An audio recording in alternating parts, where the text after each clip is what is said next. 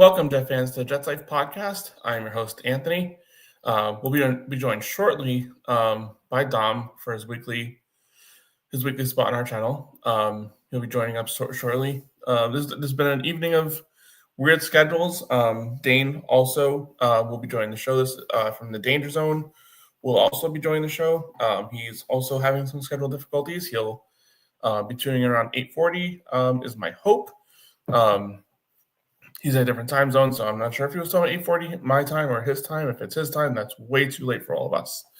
But let's jump right into it. Don will be joining here with the next 20, 30 minutes or so. So it'll be just me for the first half hour. So any questions, obviously, feel free to enter those questions into the chat. And I'll start off by giving a recap of what was a long weekend. If you're pro tank or just obviously for this weekend, didn't have to root for or against the Jets this week.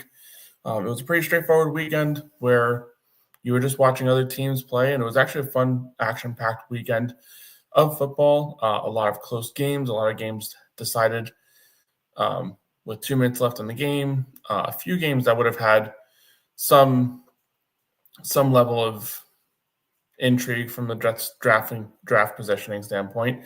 And it's, if you're, again, someone looking at the tanking record, tank positions and stuff like that, the Jets did not have a good weekend as a result of this week. Basically every result that we want to see happen didn't happen.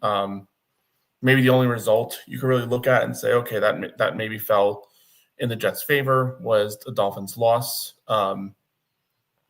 Other than that, basically every team picking ahead of the Dolphins or around the Dolphins pick all lost. So you look at it, it's mostly the same from the week before. No change in positioning. The Jets are picking 5 heading into last week's games. They're picking 5 heading into next week's games.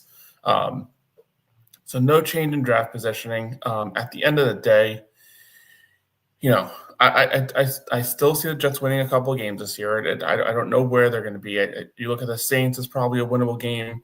You look at the Dolphins, although they're playing hot right now, just beating the Bills a couple weeks ago, a win in Madrid last week.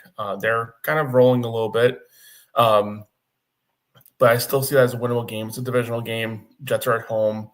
The likelihood, obviously, as the Dolphins keep building off of a few wins in a row, maybe that win percentage goes down a little bit, but overall, you're looking at what the Dolphins are doing so far. They are moving in the right direction. You'd like to see his coaching staff for the Jets move in the right direction as well. The first handful of games were not great from a coaching standpoint. The next batch of games, next handful of games, was a little bit better. You'd like to see things move in a better direction for these next few games here.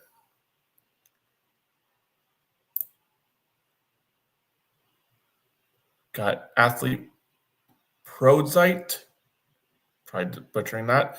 Hello, Steelers fan here, but still have hope for the Jets. Yeah, I mean, the hope is not in this season, but the hope is that they're moving things in the right direction. They have a lot of first-round picks over the next few years. My hope is that, moving into the rest of the season, we get a little glimmer of what this coaching staff can be, and hopefully it's something that we can build off of. Because at the end of the day, this league is about picking the right quarterback. But as you can see with the Patriots, what they've accomplished this year, and granted Drake May was a rookie in his first year. You can pick the right quarterback, but you still need to have the right coach. So this really is an evaluation of what Darren Muji and what the head coach Aaron Glenn can be for the rest of the way, to make sure you have the right infrastructure in place for a rookie quarterback. They have the pieces on offense mostly. I think they still need obviously some tinkering in that aspect, but they have most of the pieces you would want to support a quarterback. The defense will need a lot of work, but that's something that you can attack in free agency, middle round picks, try and bring in some talent in that area. But the offense is usually the area that you just really want to kind of work on. Athlete prods. Okay, got it. Yeah, and obviously, hit on the head. Got to make a good decision with all those picks. There's so many of them that the Jets can actually kind of get away with missing on a couple because no one's ever going to bat 1,000. It's just not the way it works. There's going to be busts in the draft, but you just can't do what previous regimes have done time and time again.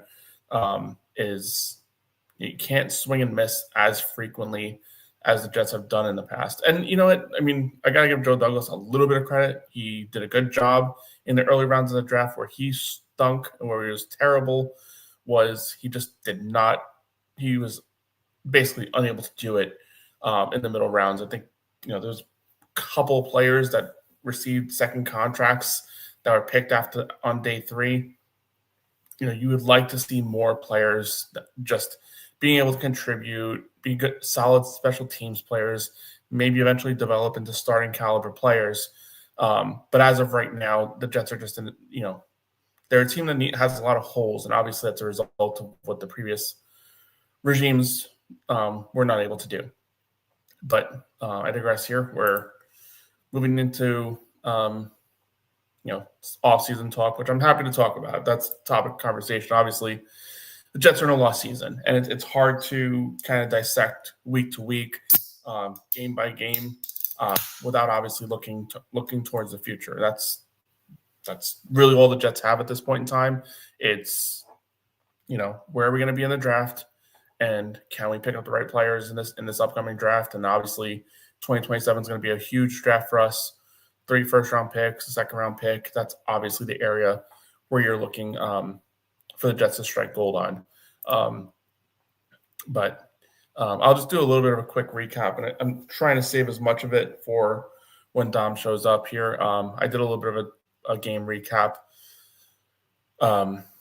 leading up to following the Patriots game. I did do a little bit of a recap there on Friday, so not too much to digest into that game again. But fact of the matter is, Justin Fields just it was on national television. It's everyone got to see it. He's a quarterback that's missing something. He's missing it between the ears is probably the biggest thing. Doesn't have the confidence, and basically after that Cincinnati game, basically said it out there. He basically was lost. That game was a big one for his confidence. He was able to go out there and perform. Granted, it was against a very poor defense, and that's been Justin Fields this season. When he goes up against a poor defense, he's able to do a few things. He can steal a win, and that's been him throughout his career. It's just far too many times Justin Fields has a good game followed up by multiple bad games. There's a big reason why the Bears were picking high in the draft when he was the quarterback there. Say what you want about the team around him. It wasn't perfect. The Bears were a team that were, a losing team for quite some time before he arrived. But nonetheless, he comes in to the Jets, goes to Pittsburgh. And, I mean, Pittsburgh was doing solid, 4-2 record while he was there. But even Pittsburgh saw it. We have 4 wins, but we're missing something. There's something missing here. Let's move over to Russell Wilson. Pittsburgh moves over to Russell Wilson, and granted, the season didn't go the way they had hoped. But for head coach and Mike Tomlin, you got to respect him. He's been obviously a great coach for a very, very long time. For him to make that decision, you got to assume there was just something missing with Justin Fields.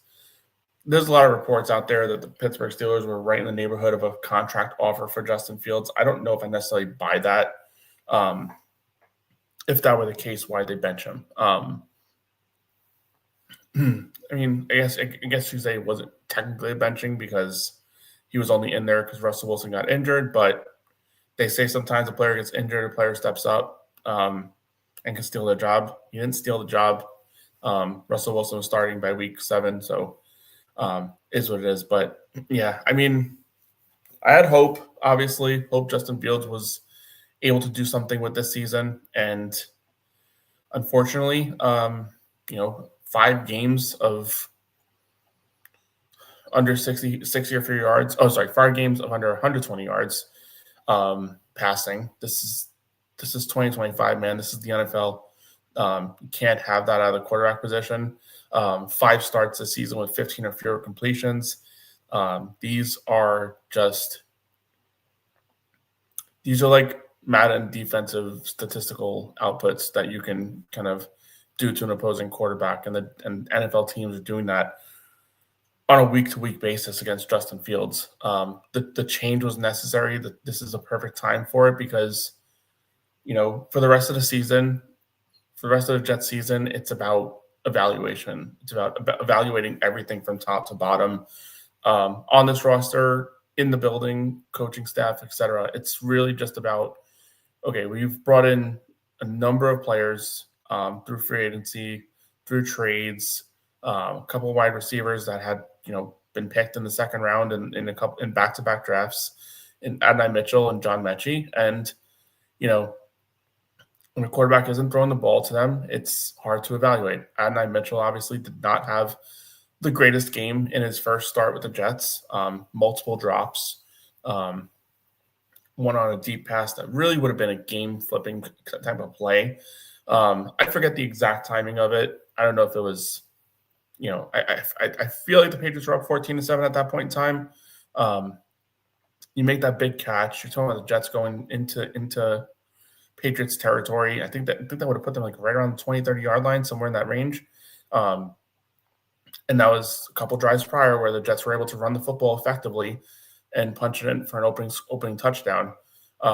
Maybe that's a situation where you get into Patriots territory. You can go back to that game plan and try and punch it in with a shortened field. Just couldn't see it. Didn't get an evaluation. And, say what you want about that, but that was an Adonai Mitchell play. That was a nice pass by Justin Fields. Could it have been better? Could he have led him a little bit more? You can critique every play. You can hope for perfection. But at the end of the day, Adonai Mitchell's getting paid millions of dollars to make catches too. It wasn't a perfect pass, but he's got to make that one, and I think he would agree with that as well. Ball hits your hands, make the freaking catch. Beautiful route. Able to get open deep on Christian Gonzalez, one of, argue what you want, probably one of the top 10 corners in the NFL, if not higher. But beat him a few times on routes. That's promising from Adonai Mitchell. But you gotta, it's not about getting open. It's about getting open and making the catch and finishing the play. Got half it done.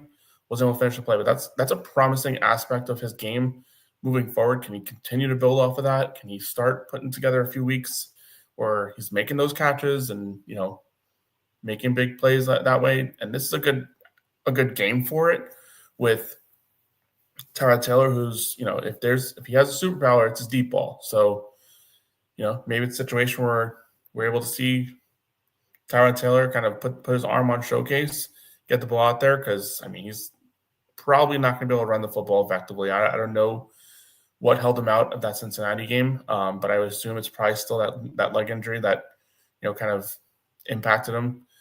And chances are he hasn't played since because it was still kind of a lingering issue. Because I don't think it was a situation where Jets rolled with Fields because they felt like he was the guy to go with. I think it was an issue where maybe Tyrod just was not ready to play yet. Now he's ready, but to what degree? It's getting to a point where I think his coaching staff understands that they're just desperate for evaluating the quarterback or evaluating this offense as a whole.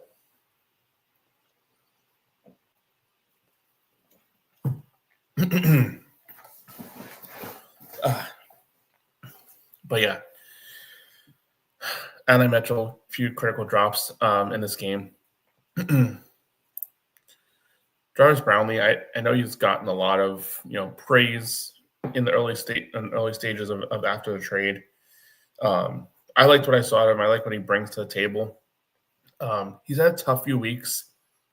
Listen, this guy was a late round pick, brought in for his physicality, brought in for his sticky coverage.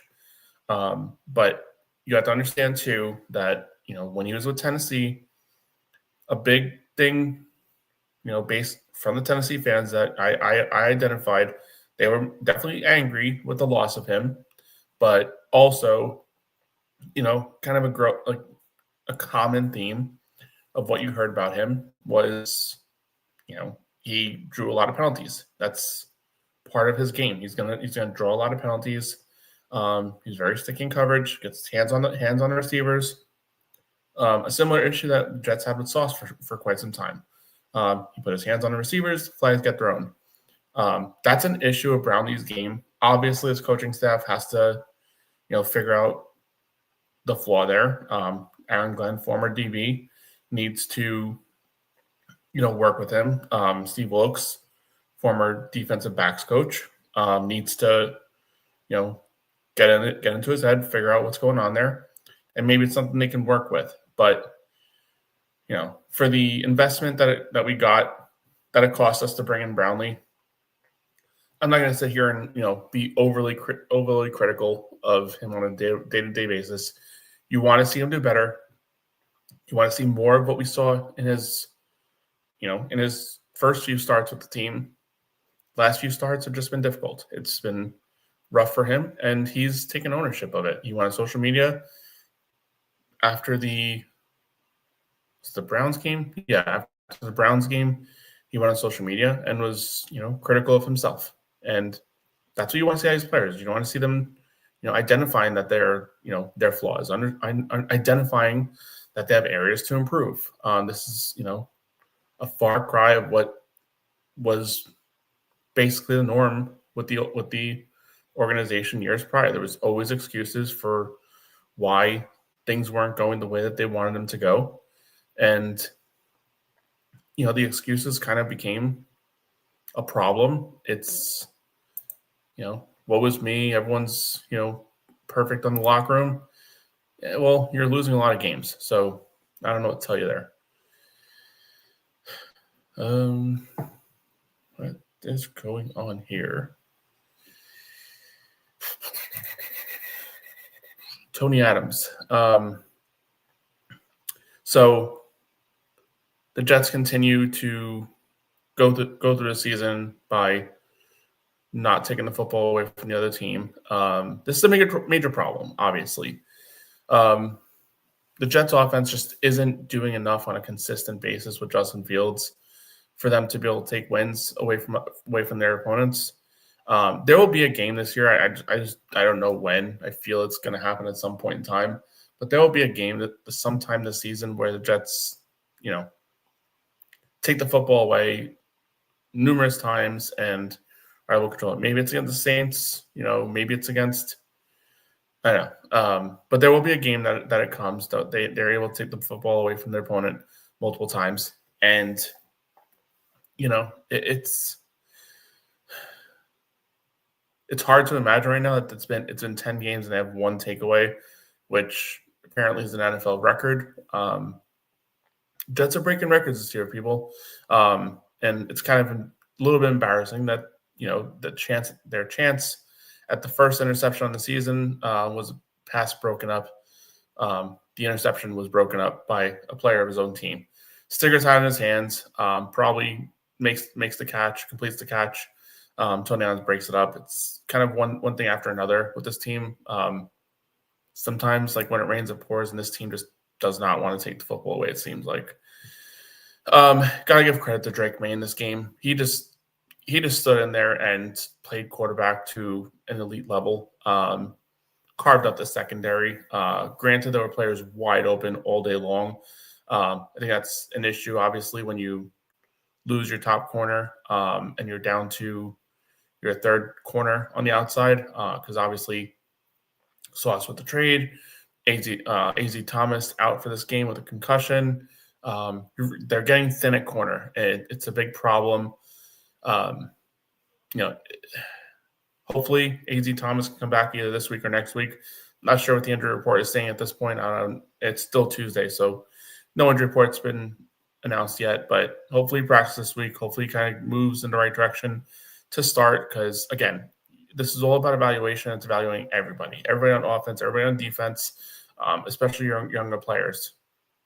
AZ Thomas, the guy that the Jets would really like to get a good eye on to see if that's a position of need going into this regime's second season. I would assume they have some faith in him. I don't think you would trade away Sauce Gardner if you didn't think that there was some level of ability there for a guy that you picked in the third round.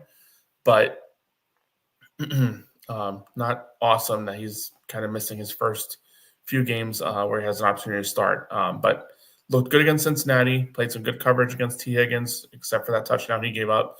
And Jamar Chase, where Chase had a bunch of catches, but was mostly held in check. But that's a player you'd like to see going in there. But Drake May, again, got to give him credit, just carved up this defense from start to finish. I would say that the final scoreline was a little bit more like closer than the game felt. Felt like the Patriots operated this game in their fashion from start to finish. Control the football, move the ball in between the 20s with high precision.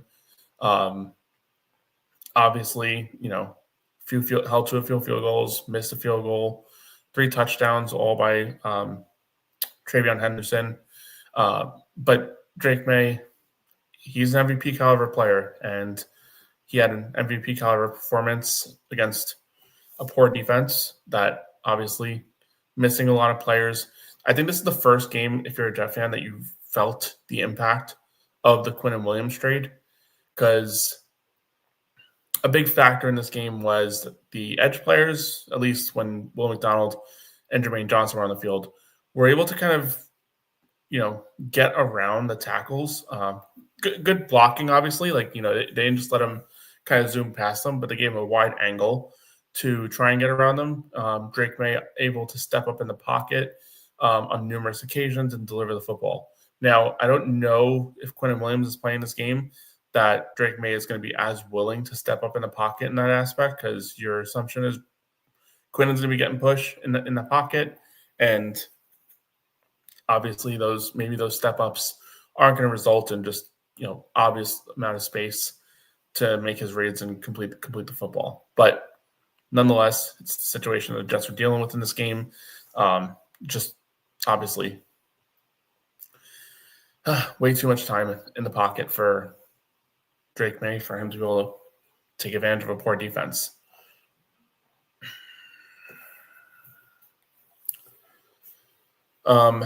Another area that obviously we're going to be dissecting as much as we can for the Jets moving forward, and you got to critique every area.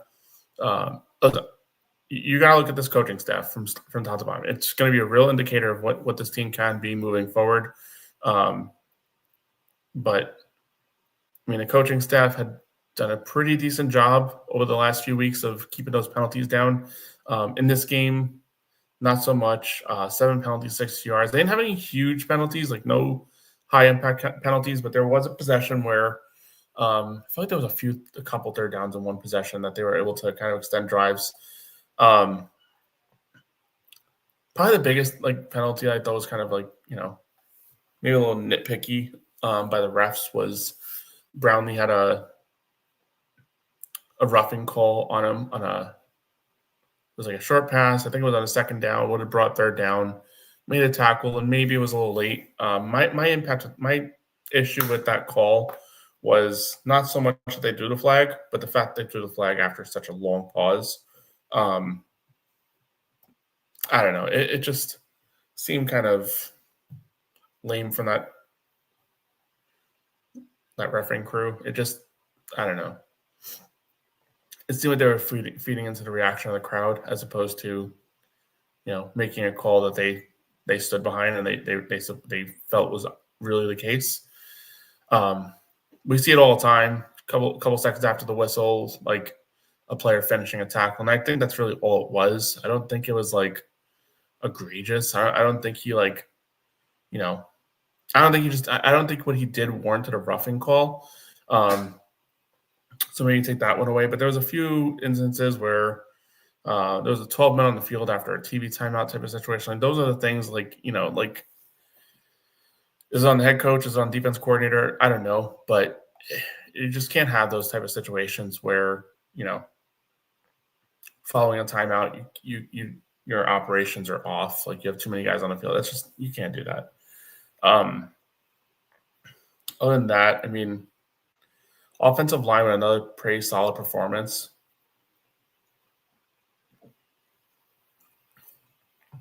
Sorry, struggling here.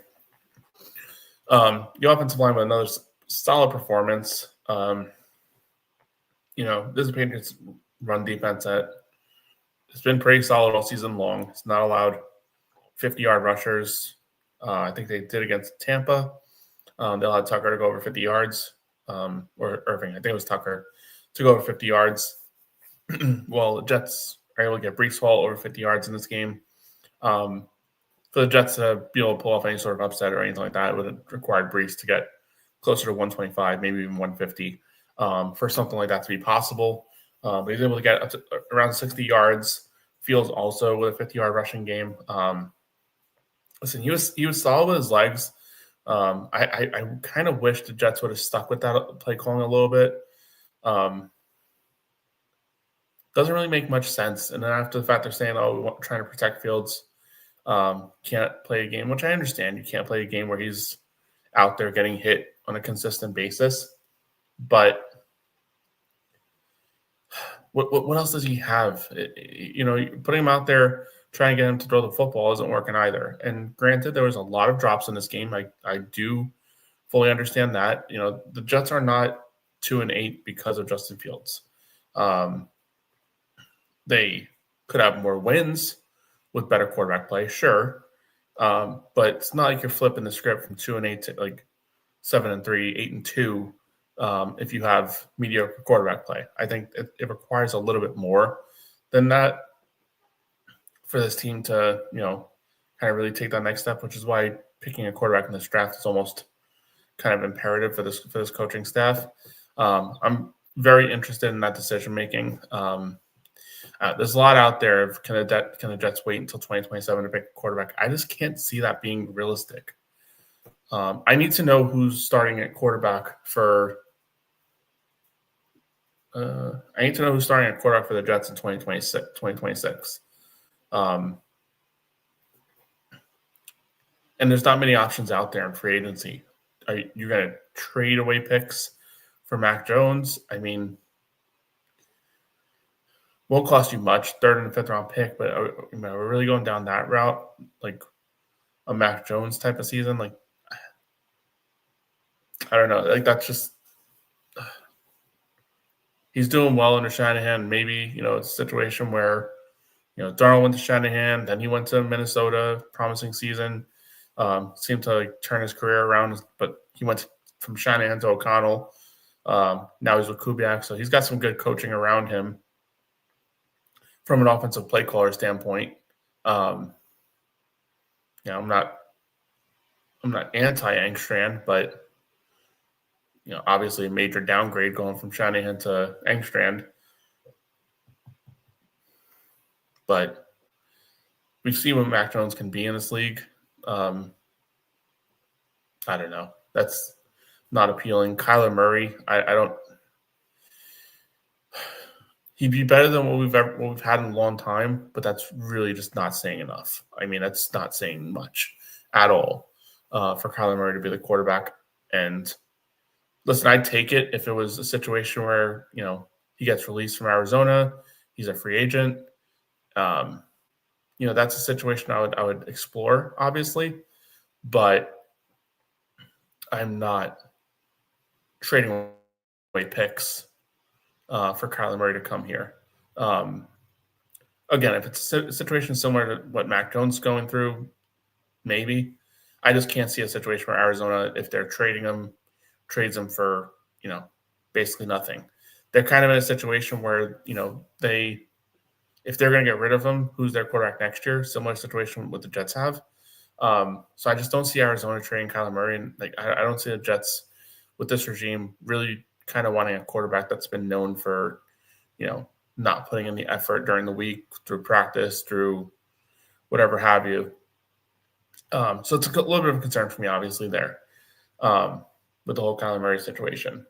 The Jets need to figure something out. Is it a guy like Mariota? I want nothing to do with that. The list of free agent quarterback options. It's I don't know. It's tough.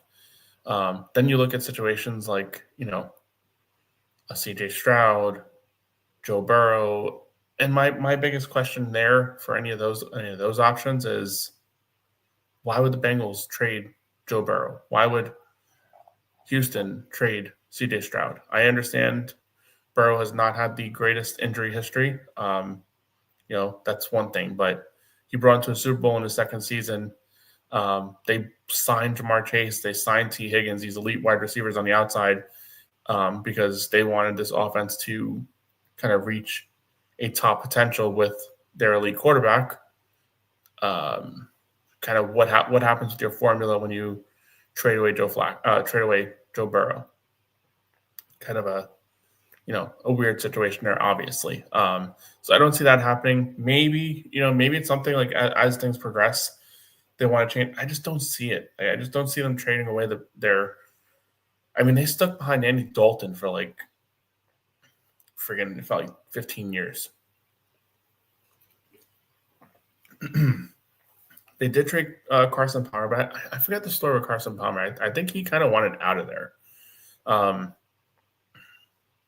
Burrow doesn't give me the inkling that he wants out. I don't see that being an issue. I mean, they brought in his buddy from LSU to play wide receiver. They re-signed T. Higgins. That offensive line is abysmal. That defense is abysmal.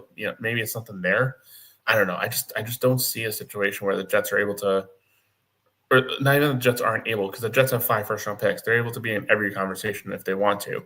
I just don't see a situation where Burrow is, being traded by the Bengals. That just doesn't make sense to me.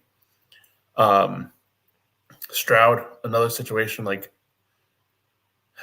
I don't know. All these options, it's very difficult. The best scenario for the Jets is they're picking high enough in this draft, and they pick one of the two, either Ty Simpson or Fernando Mendoza. And that's the end of the story. You pick one of those two guys, and you ride with the coaching staff.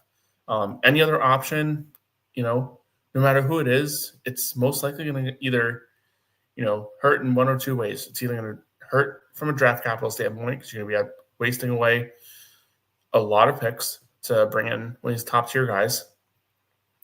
Or number two, it's just going to hurt because the name just isn't promising at all. I find it very difficult to believe that this coaching staff is going to be rewarded the luxury of, multiple seasons of kind of dancing at the top of the draft to look for your quarterback. I think this year they gotta, put their big boy pants on in the offseason.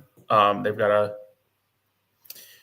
and they're going to be put in a situation where they got to trade out, because when you look at the top of this draft, you got Tennessee doesn't need a quarterback, but if they're picking one or two, and you got the Saints, you got the Browns, and the Jets all within the hit the like. Dane will be joining shortly.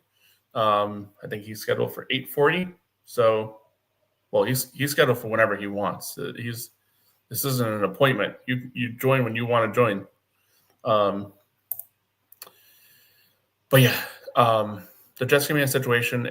Ideally, the way that this draft order fall, you would love it if Tennessee and Giants were picking high, first couple of picks, because then you don't have the issue of multiple teams trading up in that spot, because it's not really, Giants aren't going quarterback, Tennessee is not going quarterback.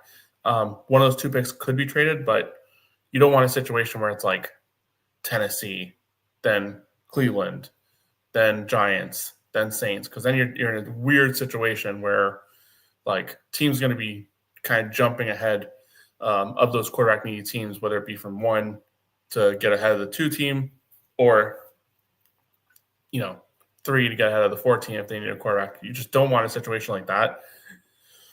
With all that being said, the Jets have plenty of ammunition to be able to make a trade and get into that slot where they feel like there's a quarterback that's necessary for them. I just don't know that. I just don't know that this coaching staff gets 2 years to figure it out. Like that's really tough for me to believe that they're just going to be. Yeah, I know that like you got to look at the Giants for example. Like the Giants had like multiple years with Brian Dable to try and figure out his quarterback, and eventually, obviously they get Jackson Dart. Things look good there, but they had years with Daniel Jones. At least, let's say we want about Daniel Jones when he was there, but when he played decent, it was somewhat of a promising outlook. He just missed a lot of time with injuries when he was with the Giants. Um, but when he played, he wasn't the worst quarterback in the league. This isn't a situation like Justin Fields. Like at least when Dan Jones played, like he was, he would give you a good game here and there. Justin Fields just doesn't do it at all. Like, Giants made the playoffs with Daniel Jones in Dable's first year there. Hence why they had to give him a massive contract, $40 million a year after that season where they didn't fifth-year option him. They had to give him that big contract. And then, obviously, he wasn't the same player when he got the big money. We'll see what happens with the Colts. They're probably going to have to do the same situation, give him a big contract. And can they turn that big money contract into wins? Or, because you're going to start getting a situation where you have to, start building around him in a different way than maybe what they can normally do at this point. Dane is on his way. Keep cooking. I'm trying to cook here, man. I'm like a lonely chef here. Got no sous chef. Just Dom's late. He's much later than he said he was going to be. I'm over here riding solo at this point in time, just trying to keep everyone entertained. It's not easy, but guys, keep the comments coming. Trying to milk it as long as I can as we get our co-stars joining up here shortly. But yeah, and I think that's gonna be the first topic of conversation when Dane and or Dom show up is, let's play devil's advocate here, and the Jets are not picking top 3, not picking top 4. They're picking 5 like they are slated right now. 2 quarterback needy teams ahead of them. The hope is that maybe one of these 2 teams isn't in love with Simpson and or Fernando Mendoza. And that player just falls in our lap. But the chances are any team, and this is going to be the problem too, is, any team that's looking at the draft order, whenever you see the Jets picking, that's going to be a quarterback. Like you just know the Jets are going quarterback with that pick.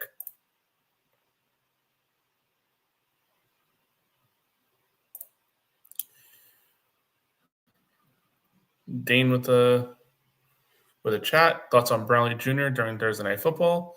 Is he a keeper or too much of a loose cannon? Listen, I think, Brownlee has upside. But, when you – and I mentioned this earlier a few moments ago, Dane went away. I mentioned this a few moments ago. The thing with Brownlee, like after the trade happened, there was a lot of people on social media from Titans fans that, didn't like the trade. He's a late round pick that played decent. But his problem when he was there was penalties. And that was also common, commentary from Titans fans that, maybe didn't get as much publication on X as much as like the angry Tennessee fans that the trade happened. But he was a player that, would get handsy in coverage, resulting in penalties. And we're seeing that firsthand now with the Jets. My hope is that this coaching staff can figure out a way to kind of get the better out of him and get those flags kind of, limited as much as possible. But sometimes you get a player and that's just his game. He's going to draw flags. He's going to be handsy in coverage. That was the issue with Sauce Gardner. He would play elite coverage, but the flag would come out his way every so often. You just got to work with that a little bit. I obviously 2 weeks in a row, Brownlee just, not great. He's got to be better. This is an evaluation period for everybody. Every single player on this roster is being evaluated because Jets are going to have a lot of ammunition this offseason, and I don't know if they're going to use it all this year. I think it's going to be a situation where they are methodical. They will use, obviously, free agency dollars in areas of need. They will use draft capital in areas of need. Primarily, I think they'll probably focus primarily on offense through the draft and maybe defense in free agency. Obviously, they're going to, they're not just going to go one way or the other in both situations. But I think if you ask me today, if they were going to use, let's say 70% of their available cap space, which is $95 million, so let's say $70 million. If they were going to use $70 million of that cap space on offense, defense, I would say it probably goes about 50 million, let's say 45 million or so on the defense side of football, and then about another 25 million on the offensive side. Probably for, guys like ABT and or John Simpson, Myers, like to fill out the offensive line. Brees Hall, like those are the moves I think the Jets make on the offense side of the ball, like through free agency. So not really bringing guys in from external sources. And then on the defense side of the ball, I think is going to be where they're going to really kind of make big splashes. Maybe bringing in a safety like Cam Curl would be ideal. I'd even get greedy and say go with a couple of safeties in free agency if you really can. The safety position has been ignored for far too long for this team. And I'm not saying throw, $40 million of safeties, but I wouldn't be completely against, assuring that position is because having the biggest issue with this Jets defense is up the middle. It's the linebackers and it's at the safeties. Obviously, nickel, we got to evaluate what Brownlee could be the rest of the season, but the safety position and linebacker positions has been an issue this season. You're going to probably lose Quincy in free agency, so unless you're you have to put some resources there. You're going to have to fill out the depth on this defensive line, edge primarily. You also need to bring in a couple defensive tackles as well to fill out this roster. But I think that's the formula in my eyes. Is if you're going to use $70 million in cap space, it's probably going to be a lot on defense, and then mostly to retain your players on offense. And then through the draft, I think, again, got the four picks in the first two rounds. I would say you probably go. You really could go 2-2 offense, defense, but I think if you're picking a quarterback one or with your first pick, you kind of have to go wide receiver with that second first round pick. The Jets were going to be in a good spot with that second first round pick because you're going to be in the bottom of that first round, and there's some good big wide receivers in the top of the second round, or like slated to be in the top of the second round. Denzel Boston, I think, goes a little higher than we would like, whatever. But an ideal matchup, like if the Jets were going to get a guy like from Fernando Mendoza with their first pick to be their quarterback, Elijah Surratt, his college teammate, would be a nice little pairing on day two. Chris Bell would be an interesting and intriguing prospect in the second round. The guy from Rutgers, I forget, I'm losing his name, would be a good option on day two as well. So you could technically kind of go either way with the second of your first round picks, second of your first round picks. Yeah, I did say it right. Never mind. So hard to kind of dissect the fact multiple first round picks. But then one of your day two picks, if not both, need to be, for betterment of the offense. So that's kind of my expectation for what the offseason would look like from a grand scope of things. Obviously, it depends on how things shake out. Do they somehow pull a trigger on a trade for a wide receiver? That's obviously changes your outlook for the draft, but I'm not sure if that's going to be the case. I don't think this is a season for a move like that either. I think this is a season where it's really just going to be stay methodical, stay smart. That's why I'm not one to like root for losses and stuff like that. But I think it makes just so much more. It makes this rebuild so much easier if you don't have to waste ammunition to trade up for a quarterback. Because if the Jets are not picking top 2 or 3, they're likely going to have to trade up for a quarterback and use probably some significant assets to make that happen. If they're picking top 3 and they'd you had, let's say, Cleveland picking 1, 2 the Titans, 3 us, and you just want to sweeten the pot a little bit to Tennessee, so you get a quarterback. Probably cost you your third overall pick and maybe like a third round pick, or not much to move up there. I could look at the trade value chart to really give you that exact answer, but it happened a few years back when exact situation when the Bears traded up with, once it was the 49ers. Bears traded up with the 49ers from 3 to 2 to get Trubisky, and I think it cost them a third round pick. Now, granted, the Jets don't have a third round pick this year, so they'll have to get creative, maybe use a future pick on that. But this whole rebuild becomes a lot easier if the Jets are able to hold on to as many picks as possible. You would hate it for the Jets to have to be in a situation where they're picking like 9 or 10 in a situation where they need a quarterback and have to trade 3 first-round picks to move up. That's just it would basically be a situation where it costs you Sauce Gardner to get a quarterback, which, I mean, obviously, if you pick the right quarterback, it's worth it. But wouldn't it be so much better if you get your quarterback and you're able to build around them with the 4 first-round picks? My opinion. But again, I'm not rooting for losses, but don't get pissed off at a Jet fan for obviously understanding, that losses aren't the worst thing in the world for this team in this point in time.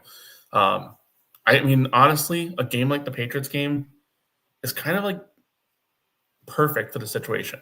We stood in there, played with them for 3 quarters. The game was a 1 touchdown game for 3 quarters. Granted, it was Thursday night, short week. Patriots weren't firing on all cylinders. Whatever. We weren't firing on all cylinders either. We had Justin Fields playing quarterback. You would like to assume that better quarterback play, it's a closer game. And that's really what this rest of the season is about. Can Aaron Glenn just put us in a position with all this noise at quarterback to just – I joked around about it early in the season that, come the end of the season, like you're gonna see that metric popping up at the bottom of like CBS or whatever channel we're going on that week.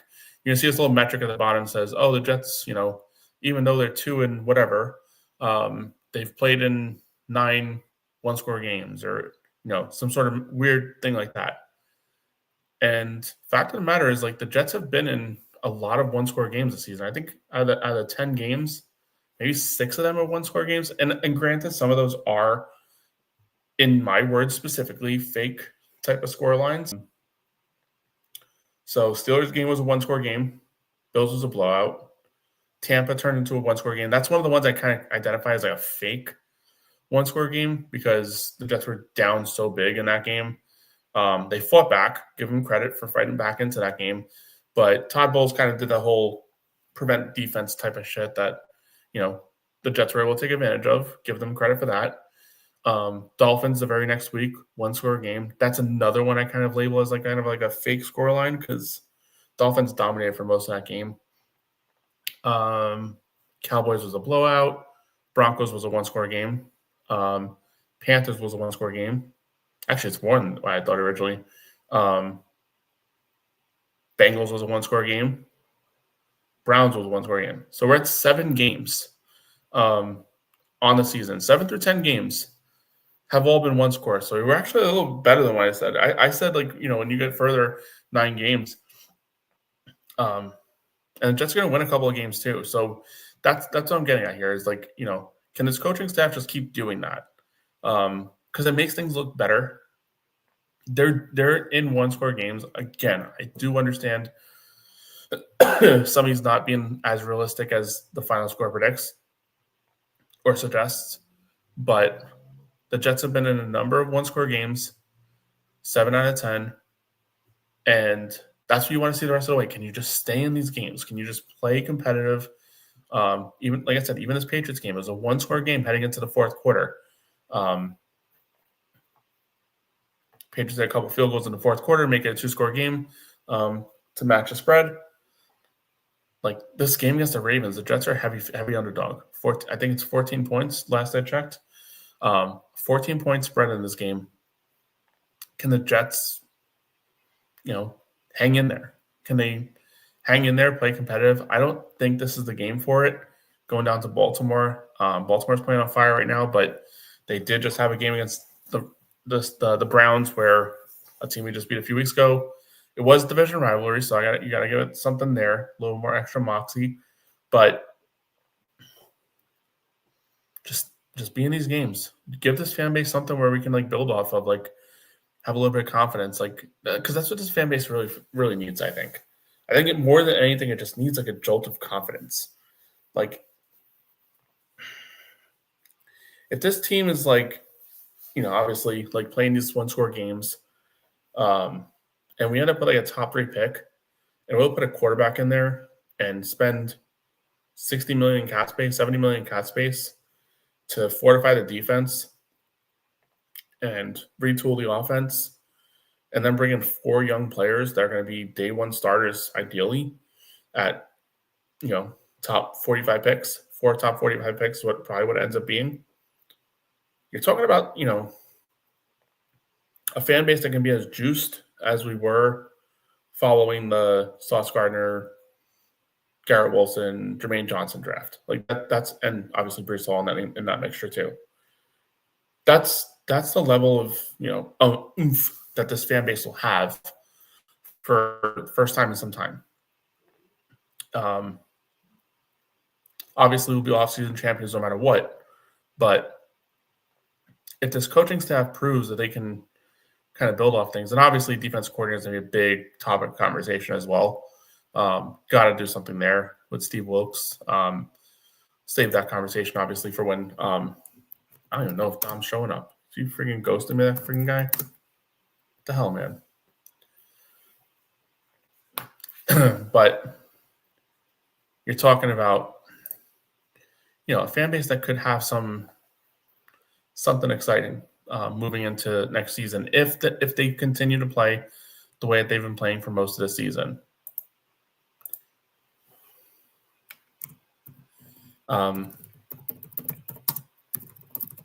Yeah, I mean, there's some games on the rest of the schedule where I fully anticipate that they'll be involved in. That Falcons game looks winnable. Very winnable now. You're going to have Kirk Cousins versus Tyrod Taylor, which is, oh my God. I thought the Browns game was a tough watch. Jets versus Browns. With Fields versus Dylan Gabriel. Imagine how tough that Falcons game of Kirk Cousins versus Tyrod Taylor or potentially Brady Cook will look. Man. 7 games left, people. Oh my God. 7 games for the rest of our lives. But again, it just goes down to it. It's if this team could just be in these games, lose it late with a stupid Steve Wilkes friggin' letting the team get in the field goal range type of situation.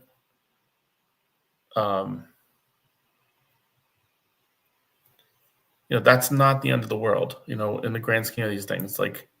You'd like to see this defense take steps in the right direction. Can you close out a game? Sure. But I think we all kind of understand and hope at this point in time that Steve Wilkes will once again be a one-and-done defensive coach and or head coach, because back when he was a coach with the Cardinals, he was one and done. I think it was the Cardinals, right? Yeah, Cardinals, he was one and done. Obviously interim head coach with the Panthers, one and done. He's had a few stops along the way as a defensive coordinator with the 49ers, one and done. There's been a number of situations where from his time there with the Arizona Cardinals, he's been one and done in each of those situations. This one's looking like it as well. Defense was playing promising for those 2 weeks with the Broncos and the Panthers, but he gave 40 points to the Bengals. Good performance against the Browns, but that was Dylan Gabriel, and then the Patriots just carved this team up, dissected them completely. But yeah, you'd like to see some sort of situation here where maybe this team just keeps battling, keeps fighting. Can you stick in these games? Can you give this fan base a little bit of hope moving forward, especially with, a high draft pick potentially being one of these quarterbacks? Who that quarterback is, I don't know. I have my guy that I like a lot. Huge fan of Mendoza. I don't know. The guy I watched, I want to say it was in like early October. I forget what year they played what week they played Oregon, but it was it was after they played Oregon. After that game, I was like, there's something here. Let me just take a look at this guy. And I went back and looked at some of his Cal tape, and I got to a point where I was like, okay, let me do one Dante Moore game, one Fernando Mendoza game, one Ty Simpson game. And I kind of did that pretty consistently. After I watched that second Fernando Mendoza game, I just kind of got into a point where I'm like, I got to just like really dive into this guy because am I missing something with why he wasn't kind of slated to be a higher guy? And he had a lot of turnover where he plays at Cal, so I think that was probably a big reason why. But he's really cut down on that this season. His completion percentage is just insane. I think he's had like 3 games this season where he's had more touchdowns than incompletions. It's really impressive. I know he's not playing against the greatest of opponents, but he's had some big wins. He's played Iowa this season. He's played, obviously Penn State isn't what the team we thought they were going to be heading into the season, but he still went into Penn State and won that game. Played Oregon, who's a top 10 team, and beat them. Showed some moxie with it too. Like he had a bad game, he threw a bad interception late in that game, and then beat them when it mattered most down the stretch.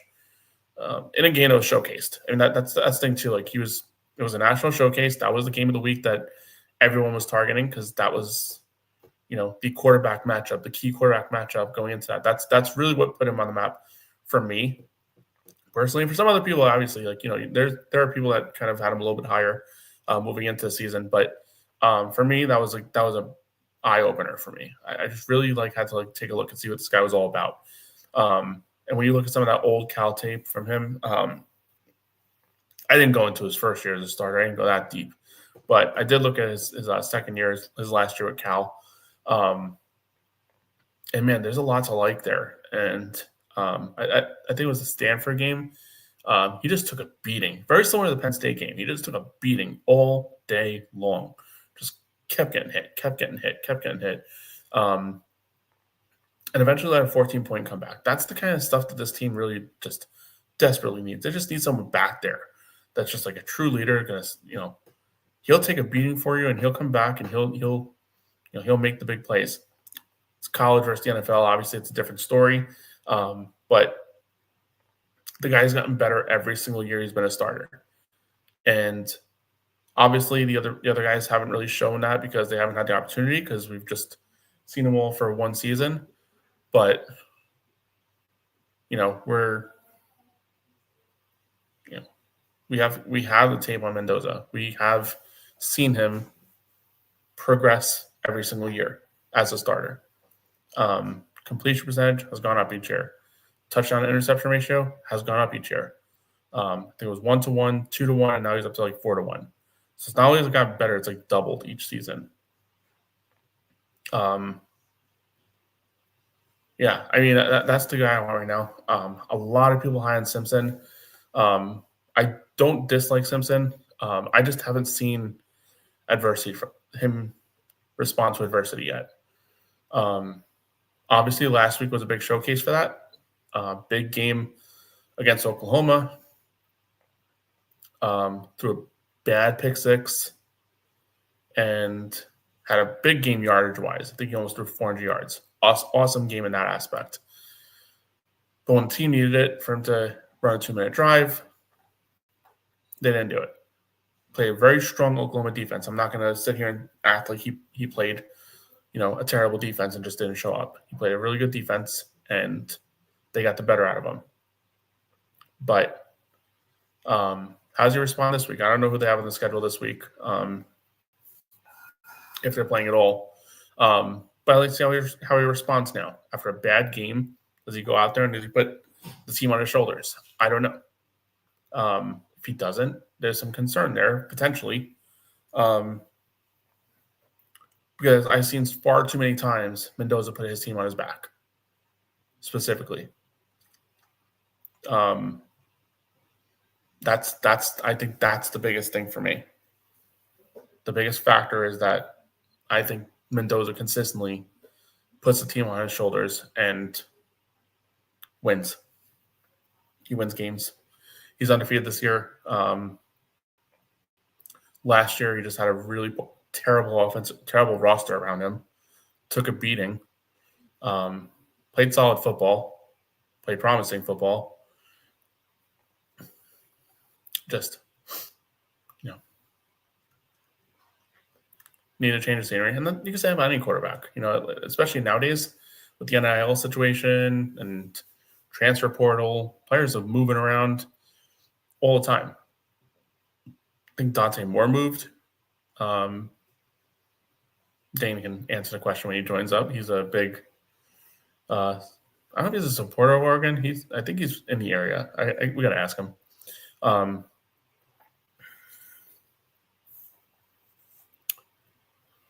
Yeah, looks like friggin' Dom ghosted me. Screw it. But yeah, the quarterback position is going to be one to pay attention to, obviously, for sure. Because this team does not have a quarterback next year. It's going to be a very interesting sight.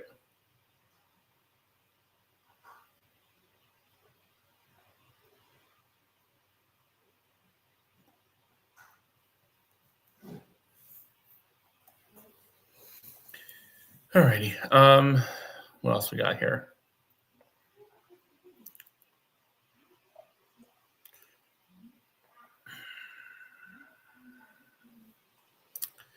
Yeah. The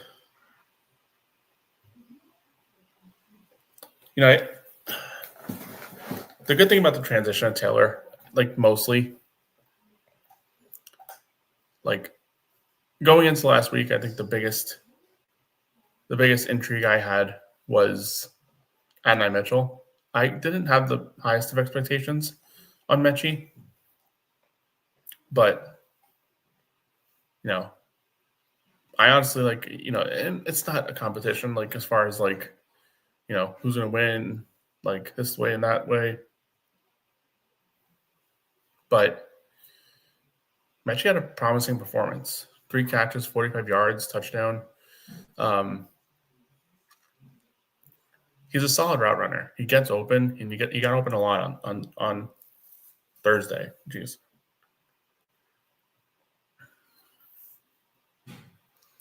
Got open a lot. Mitchell also got open a lot. I think I'm most intrigued to kind of see how the season progresses with those two.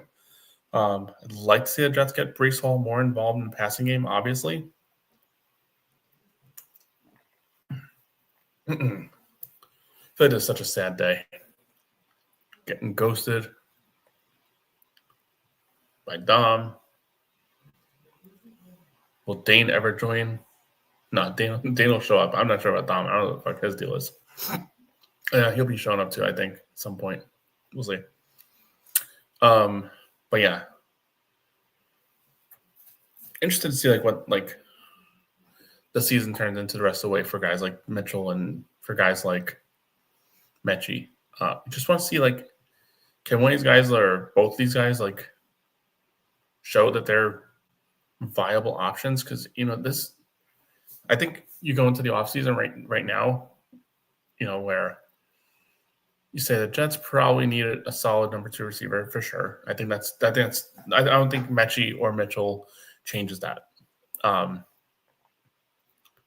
think if anything, Mitchell maybe has a chance to do that. But I don't want a situation here like we've seen so many times with previous regimes where it's like you don't fill a spot because of potential of a player. And I'm not saying like ignore potential, but if there's a top-notch wide receiver, you better go out and get that guy, especially for picking a quarterback. The last thing you want is a situation where you're forcing a guy like Adonai Mitchell to be a number 2 wide receiver. He may not be that. He may just be a good option, a third option, which is fine. I'm fine with that. If he is a number 2 wide receiver, guess what? You have a good problem. A good problem. Having multiple good wide receivers, especially at a young age with, a low salary, that's a good problem to have.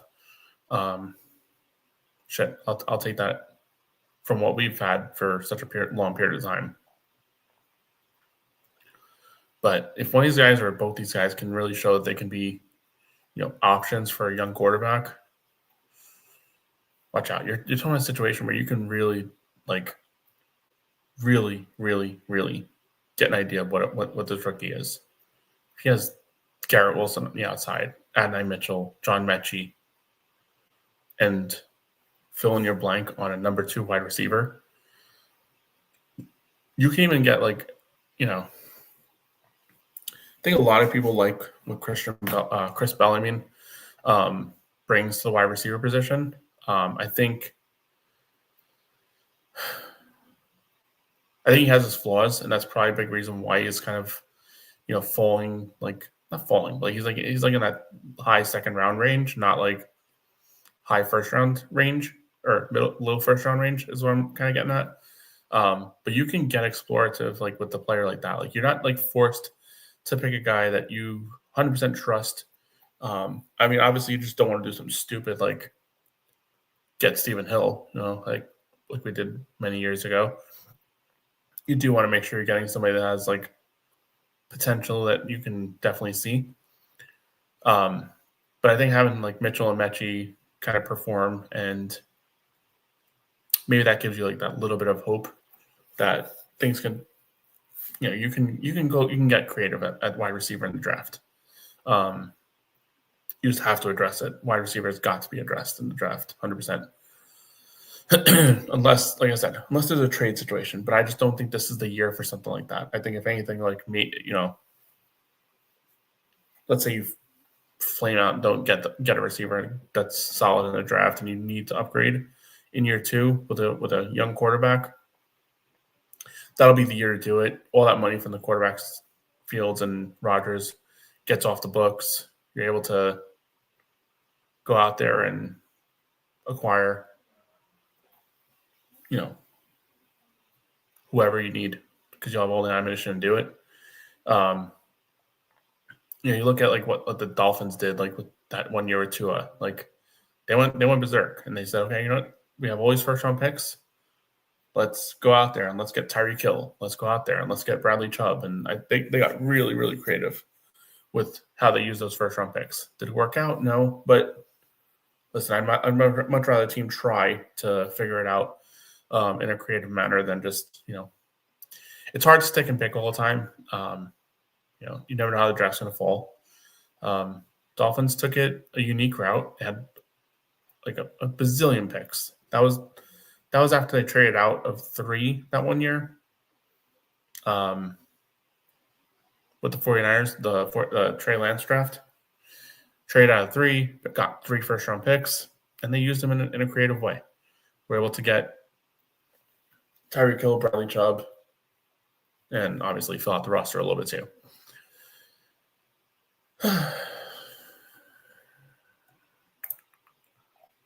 Anybody in the comments? Nope, no comments. So we'll just keep going.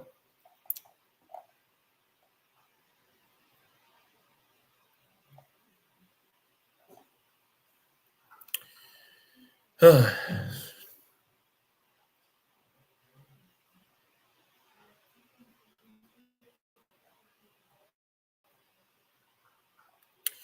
guess, we'll obviously wait for people to join up here, but I'm very interested, like what this defense can kind of show us the rest of the way. They're gonna have their work cut out for them. They have a lot of players that obviously, young players in Malachi Moore, these corners, all young. Stevens being the veteran guy out there.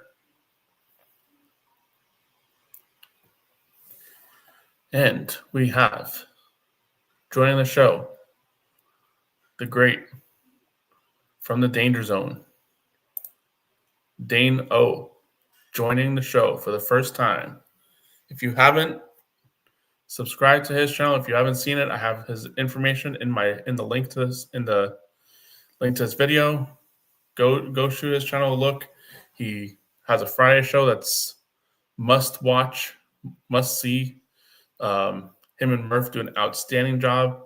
I gotta give Dane all support in the world because he supports my channel. He's a common guy in my comments. He's always there. He's always live. But yeah, he's awesome guy. Dane, thank you for joining. How's everything going, man? Dude, give yourself some credit too, man. You've been doing this a while now, right? How long? I want to say the first year I did it was,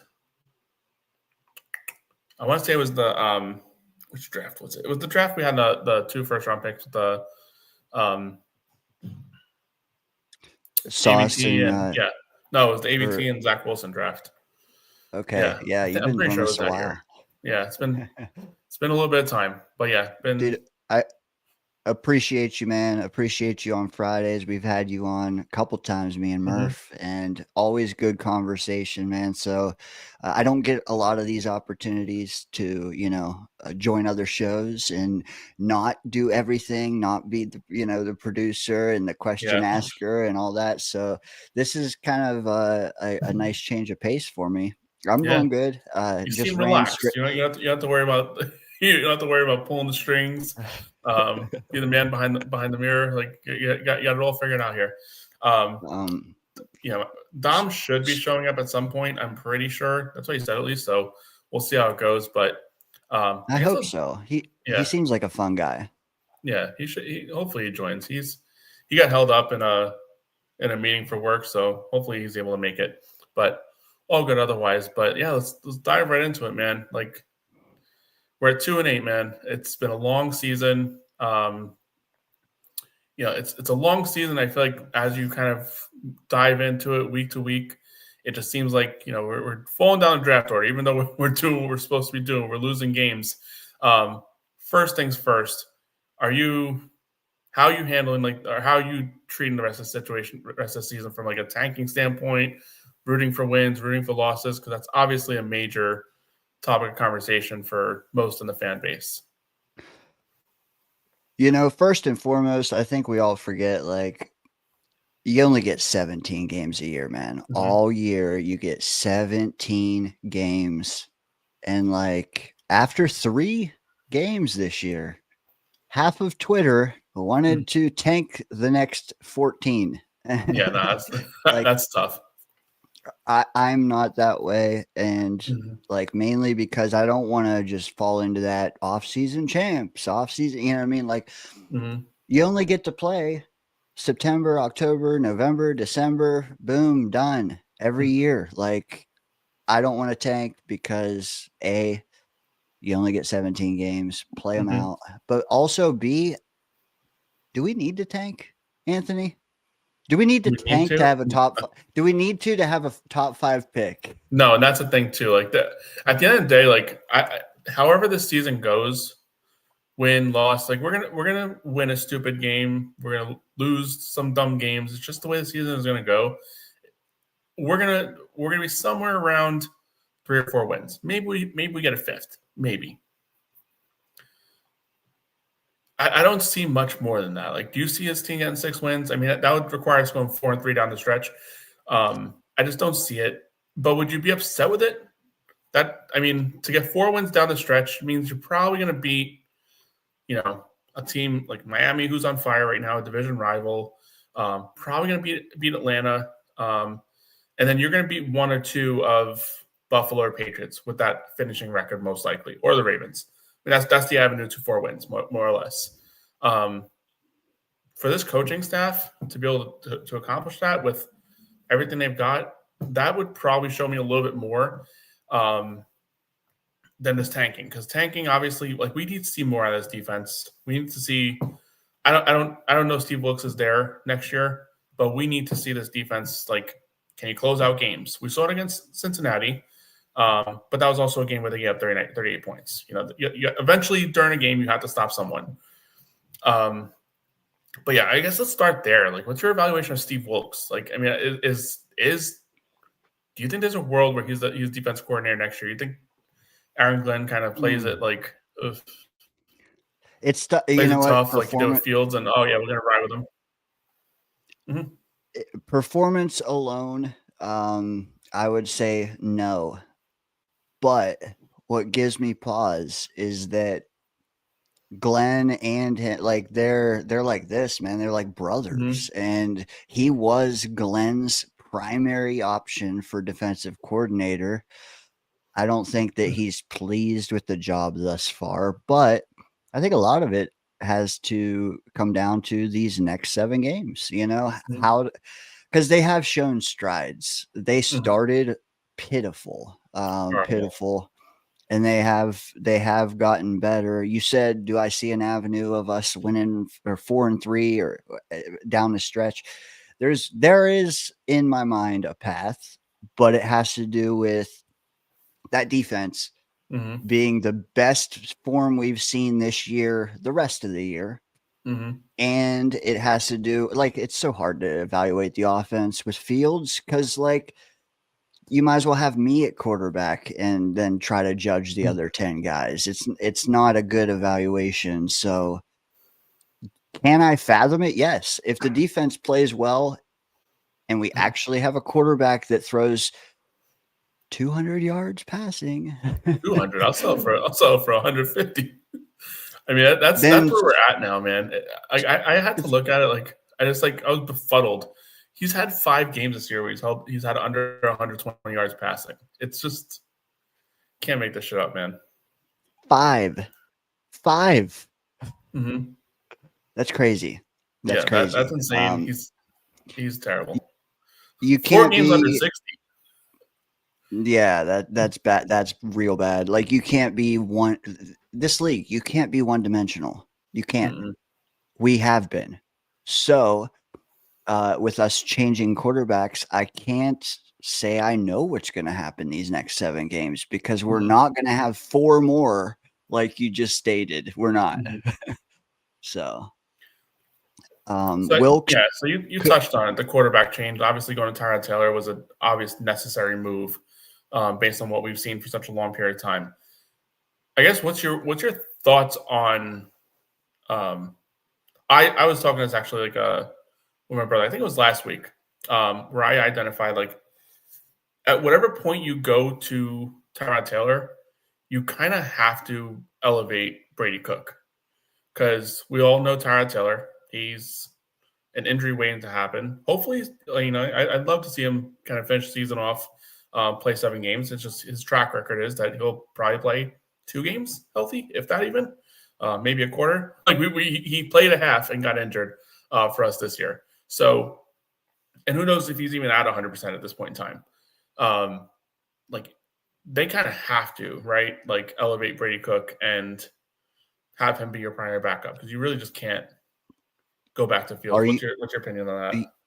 Well, after the past 2 games or so, I wanted Fields to be QB3. I never wanted to see him play again as a Jet. Does that mean I need to activate 3 quarterbacks on game day? I don't know. You could probably have Fields. I don't know where Brady Cook is. Where is he Yeah, at? well, Is none of he us do. capable? Can he finish if he has to? Can he play 3.5 quarters like you said? I don't know. Do we care? That's the other thing.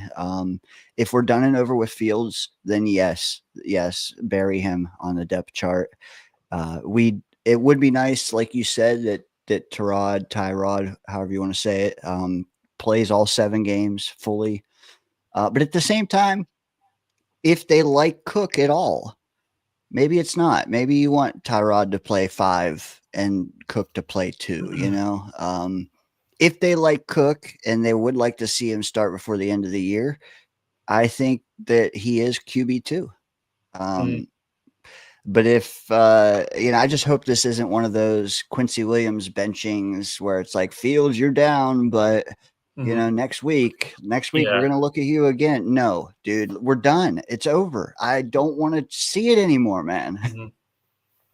Yeah. I mean, I think the Jets kind of have a service like the rest of the way. Like, obviously, if they're winning games, it's one story. But if they are at a point like where they're, let's say 3-13 or something like that, or we'll say 3-12, 2 games left. I think you kind of have to like throw Cook in there at that point in time because obviously you got to leave every stone unturned. You can't leave a stone unturned. You have to kind of evaluate everybody in that locker room. Like maybe Brady Cook has something. Obviously they see what he is in practice. Not like I always like to say it's not like gym class heroes. You know what I mean? Someone doesn't just go in there, although it happens, but it doesn't happen to the Jets.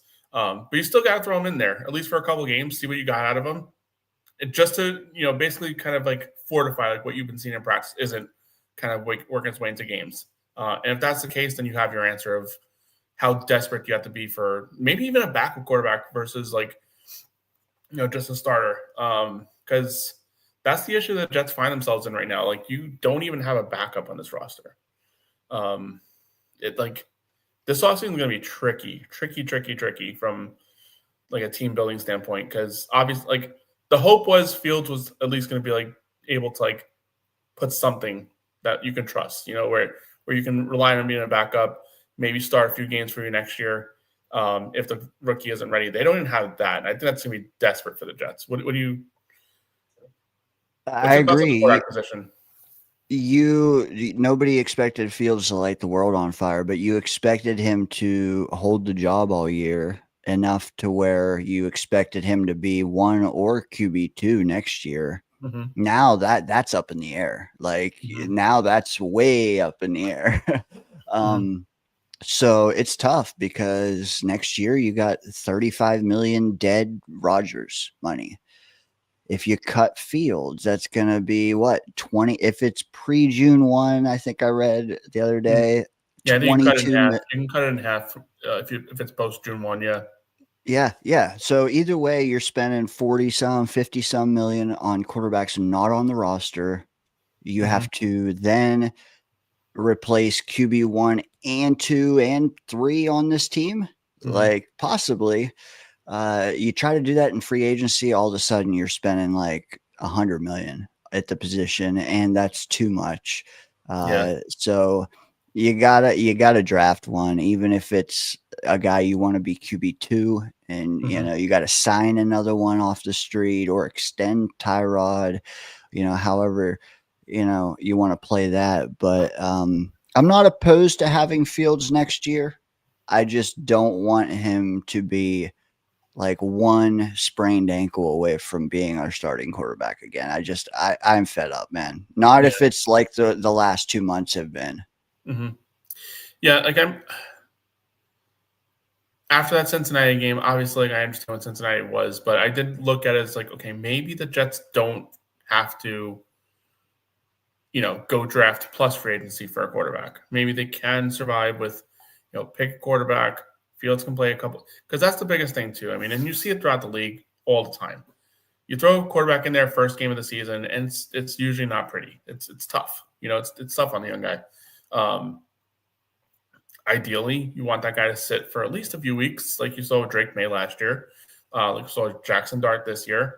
You see it, sometimes like those players, they get a few weeks just to get themselves relaxed, see how an NFL game day goes, and they just come in a little bit more prepared.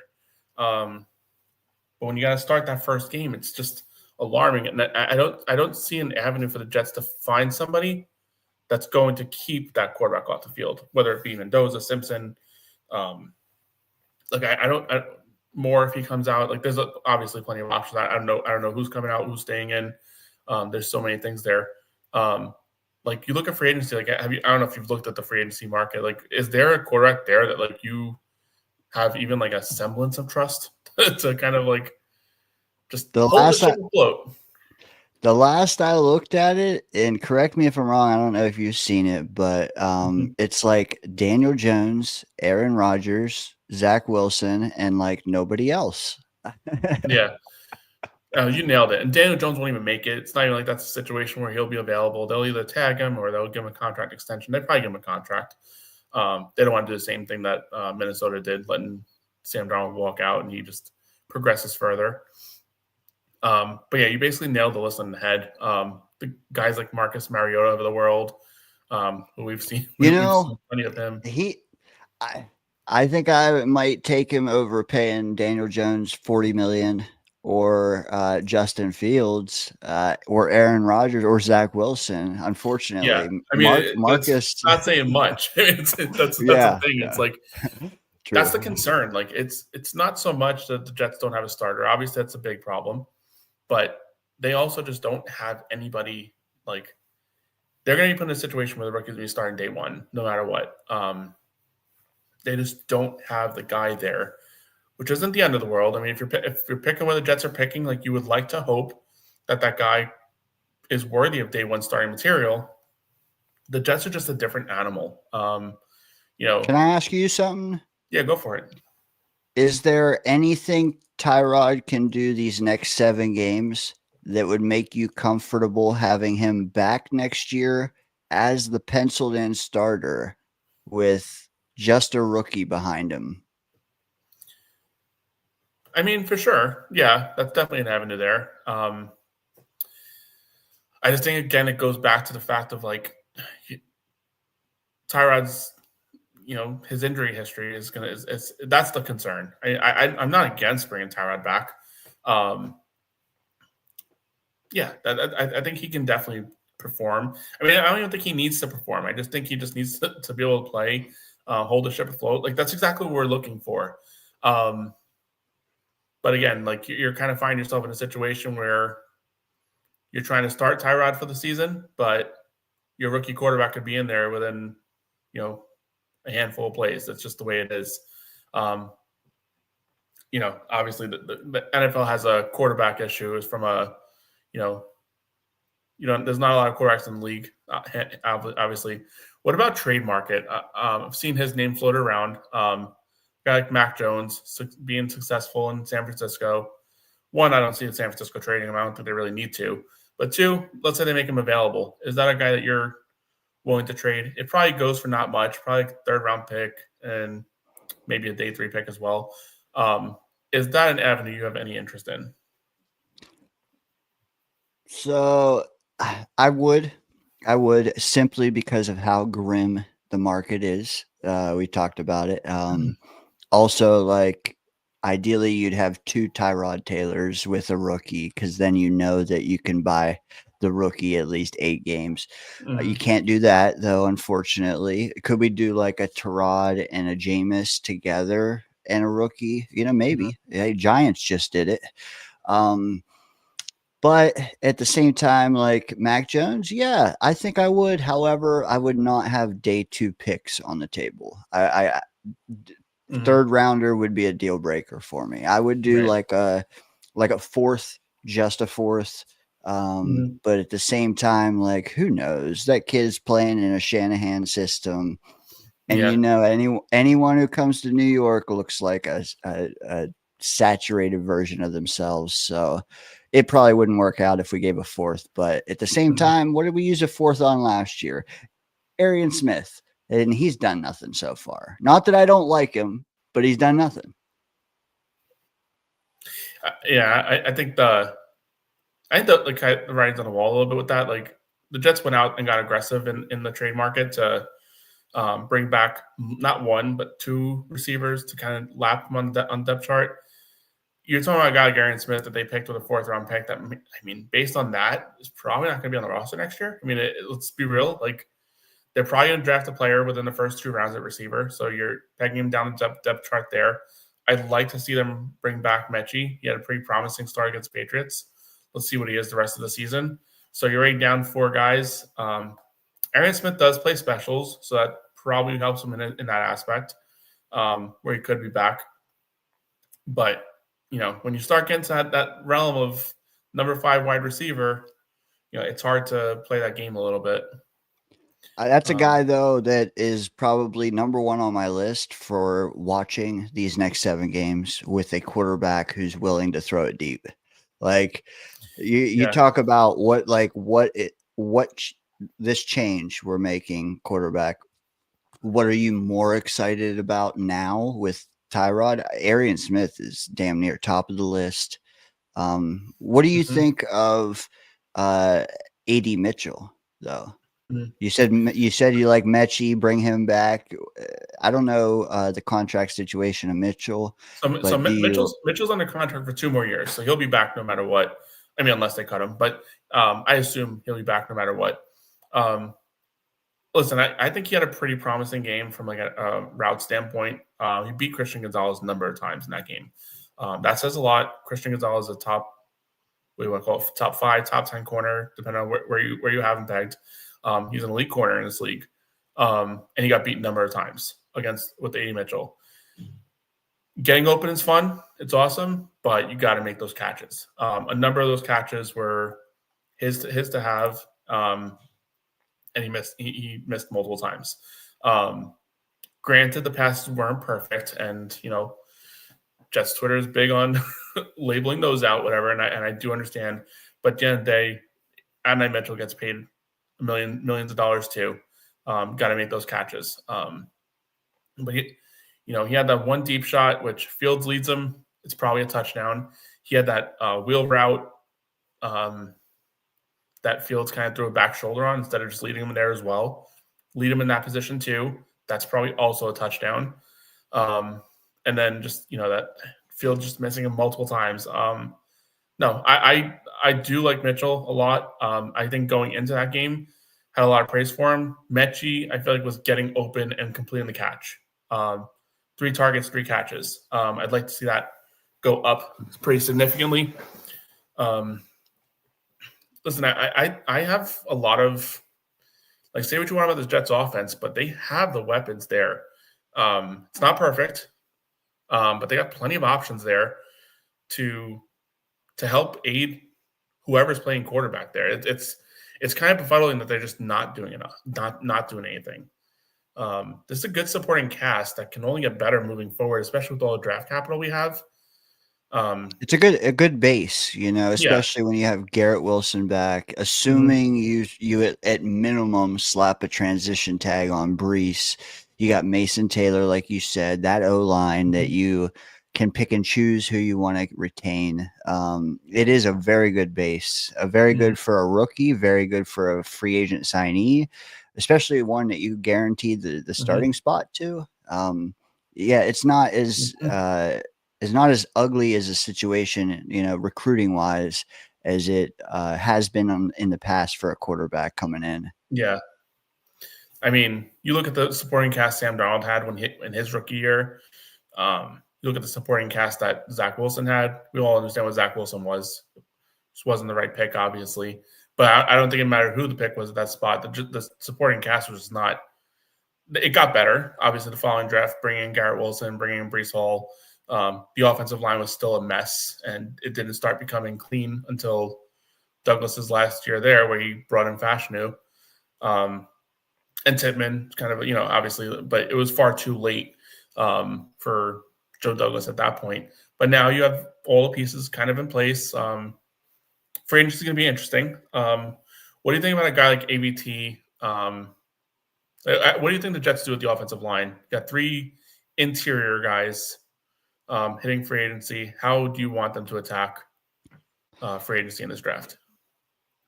You know, the hot take, or the common take, I should say, right now is between AVT, Simpson, and Myers signed 2 out of 3. And the more I hear that, the more I like that idea. I'm not opposed to signing all 3 either. That's what I would say too. I'll sign all 3.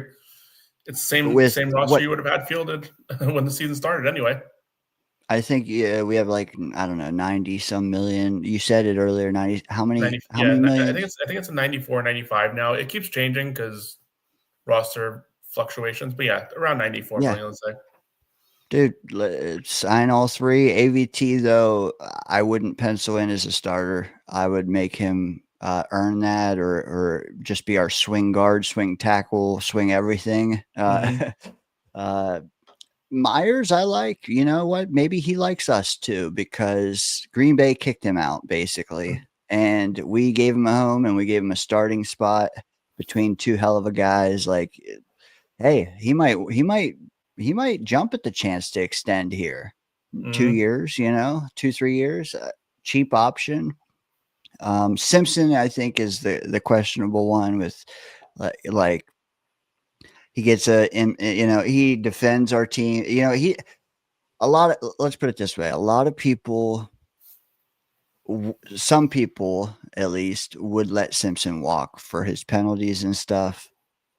I kind of like it though, because most of the time he's defending our guys. And honestly, I think he's got the most teeth on our O line out of all of them. So, like, you let him walk, I get it. You want to save money, you want to draft to replace him, whatever. But, like, you have no idea what that'll cause to the rest of them, because, again, he's the only guy with teeth there. Yeah. So I do like signing all 3 of them back, 2 out of 3 if we have to. Definitely don't let 2 out of 3 walk, though, please. We don't want to upset the apple cart kind of thing, Yeah, no, for sure. I think if you ask me today, I think Myers is definite to come back. Like, I mean, obviously anything can happen, but I think he's probably the most likely to return. Um, and then I think you're kind of in a pick and choose point at that time. I think you're picking between ABT and John Simpson, but obviously, if you bring ABT back, you got to supplement that with another guard type of player that you can trust for starting caliber snaps, because again, talk about Tyler Taylor with his injuries. ABT's been a common guy in the injury bug as well. All freak injuries, I get it, but all the injuries seem to find him pretty consistently. So it sucks because when he's out there, like, you feel it. Like, he's definitely one of the best run blockers we have on this roster, if not the best. It sucks not having him on the field. It really does, because this team, I feel like this offensive line ceiling is with him on the field, and when he's not there, it's kind of tough. But dude, I wonder too, like, if Saul and Douglas were still here, they'd probably just let him walk. They've seen enough. But Glenn and them, they've really only dealt with the one AVT injury. Maybe that'll play in our advantage. Yeah, I mean, at the end of the day, it's not like he's going to go out there and get a 3-year contract. No one's going to do that for him at this point in time. So it's going to be a 1-year deal. My thing is, like, obviously the Jets have all the money in the world. They can make whatever happen. I just wonder if it's a situation for him, like, where it's like, man, I keep getting these freak injuries. Man, I just need to go to a team that has like a state of the art medical team, like, that just can really help me with my rehab, help me with everything, and just get my career on track. Because, let's be real, another injury isn't going to help him get in that next contract, but maybe he has a healthy full season where he plays football the whole year, whatever, on a 1-year contract. Someone is willing to give him a multi-year contract after that because was that damn good, and they think his injuries behind him. There were freak injuries. He proved that he could play a full season type of situation. I think that might have some play in it too, from a player standpoint, because the Jets aren't going to tag him. He's not going to be, like, stamped here. But damn, I would hate to see that guy go to a team and just, like, finally play a full season healthy and just be, like, all-world guard, like we all Dude, expected him to be. the Eagles would come and get him so fast. Oh my god. So fast. Yeah, Mekhi goes there, goes on a diet, wins the Super Bowl. ABT goes there, plays a 20-game season, and Yep. wins a Super Bowl.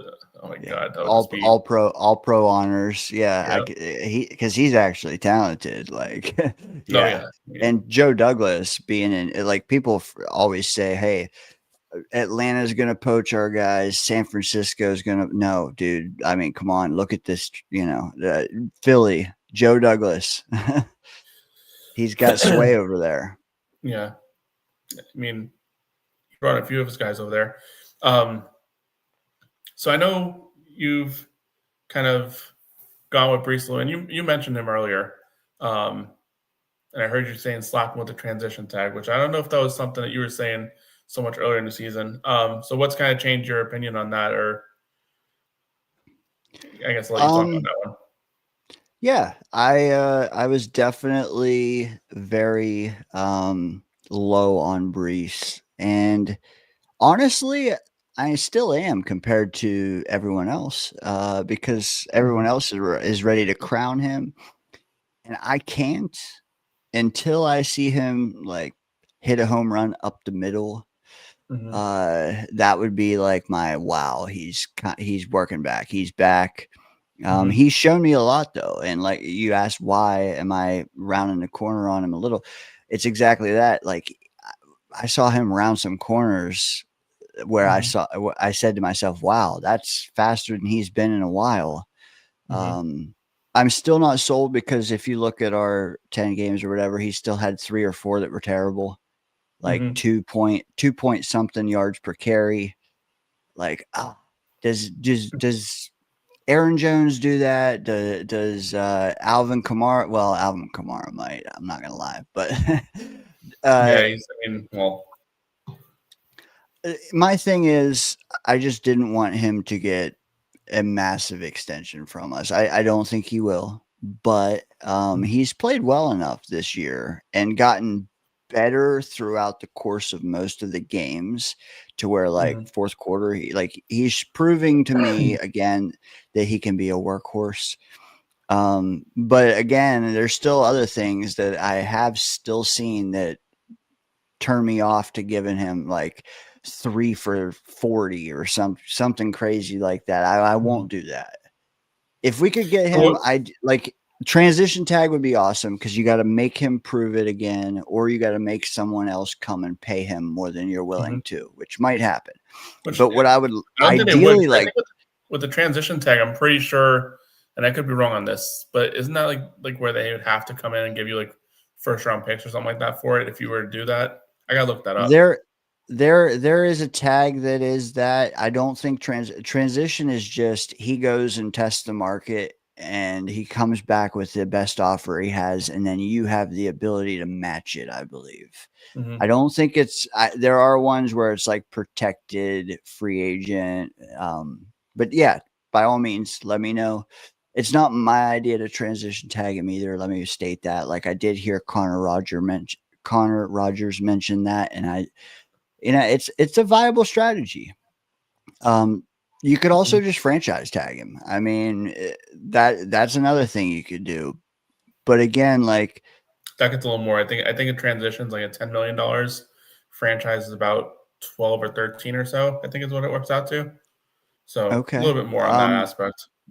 The other thing is, would he be more valuable and better looking with a quarterback that actually sees him in the passing game, or a quarterback that can threaten? Like, but how did he get two receptions? That's the biggest area of concern I have with like this coaching staff. It's like, very first drive, you go down the field, use Fields' legs, scores a touchdown, bam. Like, it looks like we got some sort of game plan in place. And then they take away the legs.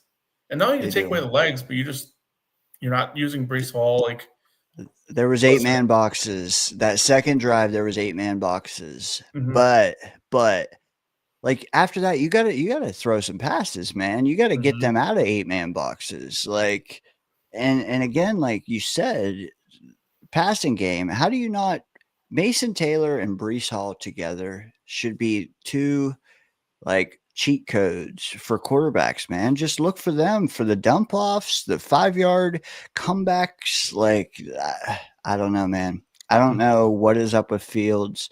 I'm glad he's not starting next week, but also like, I don't know. Tyrod did play, and he has played this year.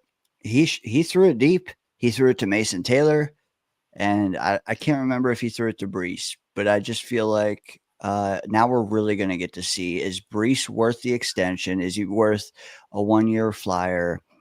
Mason Taylor, like, gotta love that kid, but like he hasn't done much in a few weeks. Is it him or is it Fields? Because there is like a rookie wall thing that happens. Mm-hmm. I would love to draft a tight end high to put with him, but like we need to see what he is by the end of the year.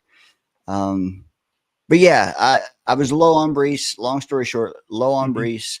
I'm mildly higher though, for sure, because he has put together some good performances. But we also have given him a ton of touches in the running game because Braylon got hurt. Because we don't want to give Isaiah Davis touches for some reason. Isaiah Davis, I feel like he's definitely earned that. When that ball's in his hand, like that Cincinnati game was pretty showing for him. I feel like so many times, like when Breece is on the field, whatever, and there was like that like step back to your number 2 running back, you felt it. Like it was a definite change, and that's part of the reason why it's like, I think Breece could definitely use a good compliment. I think Isaiah Davis looked like that in that game. I mean, it literally looked like the same running back was on the field at all points of time. A guy can catch the ball out of the backfield, a guy can get outside and scoot down the sideline. There was that 50-yard run that Isaiah Davis had, and then 2 drives later, very next drive, Breece does the same exact thing. It looked exactly the same going down that sideline.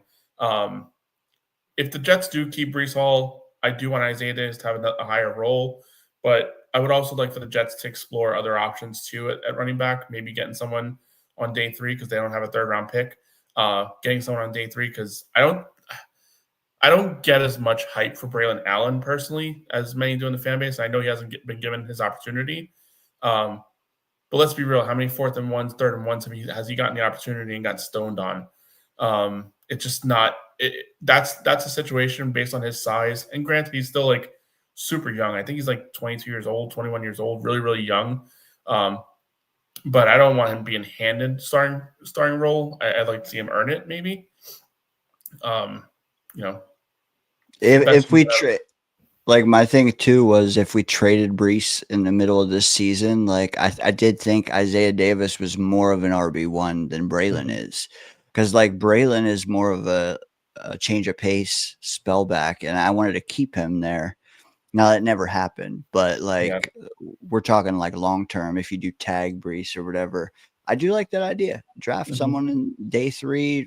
I wouldn't be opposed to drafting one in like the 3rd round if they're worth it, because I wouldn't be opposed to it either. But we wasted that 3rd-round pick on Hassan Reddick. Oh yeah, true. Well, you never know, man. Are we going to use both firsts, or are we gonna kick one down the road for like a 2 and a 3? You never know. You never know. I feel like if the Jets, if that 1st-round pick was higher, like if the Colts like bottomed out and like they're not going to miss the playoffs, but if they like, even if they went 1 and done, if they got eliminated in the 1st round of the playoffs, that pick is somewhere between 20 and, or I think it falls between 18 and 24 or something like that. You have an opportunity there. Like if it's the 18th pick, it'll probably be 24 because they have a good record. So you got 24th pick, then you're in a situation, okay, trade back, maybe to high in the 2nd round, also probably kicking back as well, like a 2025 3rd-round pick or 2026 3rd-round pick as well. Then you're in a situation with 3 2nd-round picks that you can kind of dance around the board a little bit more. But I also think if the Jets are picking that high, their eyes are on wide receivers galore. I don't know if you get a guy like Mekhi Lemon at that point. I don't know if you get a guy like Carnell Tate. But if that Colts pick is higher, you kind of get yourself in a situation where if we pick quarterback top 3 and we package that 24th pick, let's say, and one of those next year's first round picks to go up and get a guy like Kyle Lemon, that's a very, very intriguing option there. You know what? I don't know if you know this. I'm in Oregon. I live in Oregon. I've been watching the Ducks for a couple years now, and Sadiq is, when I mentioned earlier that we needed another tight end, dude, Sadiq is my prime candidate. Give me that Mark Andrews, Isaiah Likely combo. Yeah. But I'd be intrigued by that for sure. What I was like mentioning Oregon for though is that we have USC coming in or going or whatever. We play USC this week, and Makai Lemon. Yeah, I'm gonna get to the full experience this weekend. So he looked outstanding, man. It's he's kind of risen up draft boards like really, really. I feel like in the beginning of the year I was kind of talking about him as like, a good option for the Jets. Like if they were to trade up in the second, they're not gonna have enough to trade up in the second round to go get him. But obviously, like you start getting in a situation where that Colts pick, maybe they go out in the first round, you can really kind of do an all-in type of move right there, but that's also very aggressive. I don't know. I don't think this regime does something crazy like that, but you kind of have to with the wide receiver position sometimes, because if you're sitting around waiting, so that doesn't let me ask you, because I mean you probably monologued about the Patriots game, but I wanted to ask you, like, you ship off Sauce and Quinnen, and Fields plays the way he has, like, are you down on us, or do you take all 3 of those things into account and say, hey man, like, we should have got just shellacked, and we kind of were in that game for longer than we should have been? Yeah, I did talk about it a little bit on the earlier start of this. I mean, let's be real. It was a 1-score game heading into the fourth quarter, and then it just Patriots kicked 2 field goals. The Fields fumble was, which, by the way, that Fields fumble, like, what was he doing in that situation? Like, didn't fall on it. Like, he tried picking it up and running with it or whatever it was. Like, dude, just fall on the floor for like seconds. It felt like it was ridiculous. No, I was definitely impressed that we were able to stay in it for so long. Now, I will say the defense was awful in that game. I think this is the first game where we felt the impact of Quinnen Williams not being there, because there were a number of instances where Jermaine and Will McDonald were able to kind of get around the edge. And it was wide range. It's not like they beat the tackles. The tackles had a good game that game. But May was just able to kind of drift up in the pocket a little bit. I am not sure if he's going to be able to drift up in the pocket like he did that game if Quinnen Williams is applying pressure out the middle. So we definitely felt it there. We felt the Sauce because we're just so thin at corner now because of the AZ Thomas injury. We got carved up. Let's put it real. That secondary is awful. Well, when you're down to like a third corner, obviously that's the way it's going to go. Our safeties are just not good. Malachi Moore, he's solid. But ideally, the Jets attack safety in free agency because they've ignored that position for far too long. It really seems like ever since they drafted Jamal Adams and Marcus May, they just, we're good at safety for the next 20 years. Like, they just ignored it. I don't know if they realize those guys aren't on the roster anymore. And even if they were, it'd still need to upgrade at this point in time. Safety's got to be one that they address in free agency. And I wouldn't even be opposed to us addressing it in free agency and also double dipping in the draft in the second round. That's how desperate I think the Jets are for safety help. They need help up the middle on that defense. And if they get safety help, you're talking about a situation where, Moore can be like your third safety / nickel guy. Let's say they go after a guy like Cam Curl in free agency and then get a guy like AJ Halsey in draft. Well, your back end is set up with good tackling corners, safeties, I mean.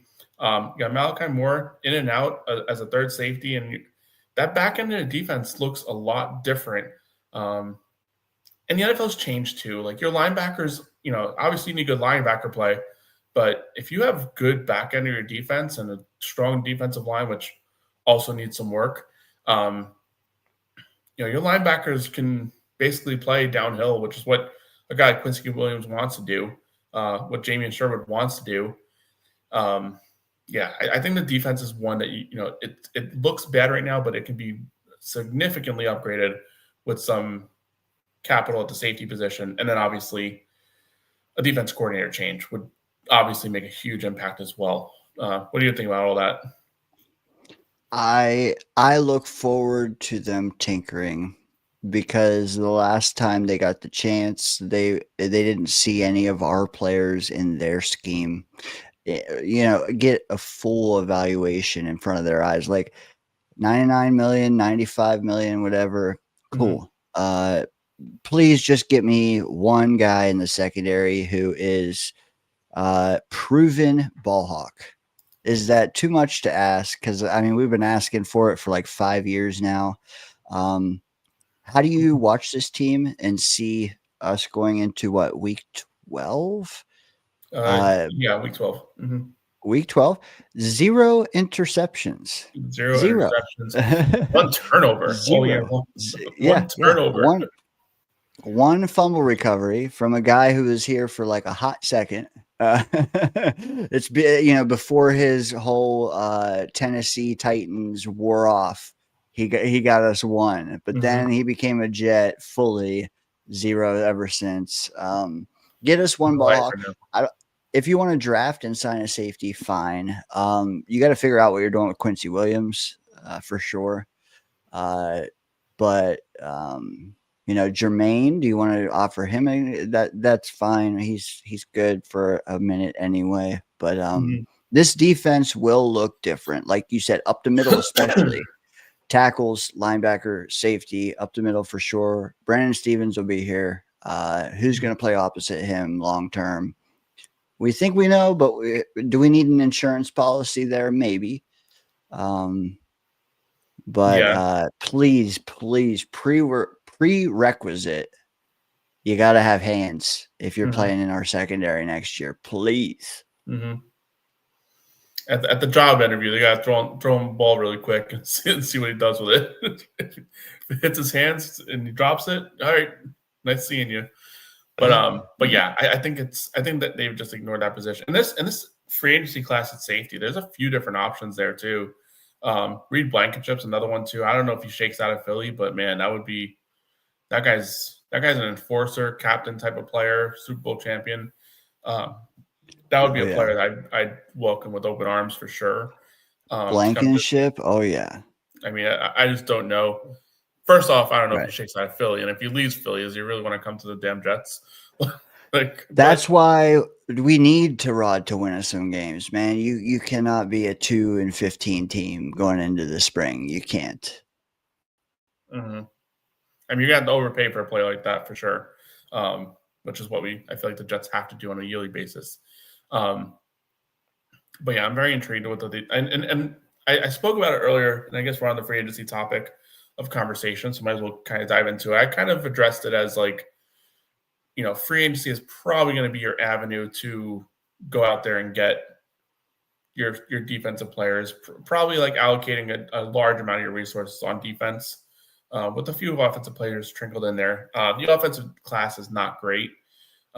Receiver position, there's a couple of guys out there like Jacoby Myers, Wan'Dale Robinson, but again, Myers played for Vegas for years, played for the Patriots when they were not. No, he was there with Tom Brady actually. So maybe it's like, maybe he has some winning there. But at the end of the day, like he probably wants to go to a winner. He's in Jacksonville right now, and they're playing solid, but it's still Jacksonville. We'll see how it goes.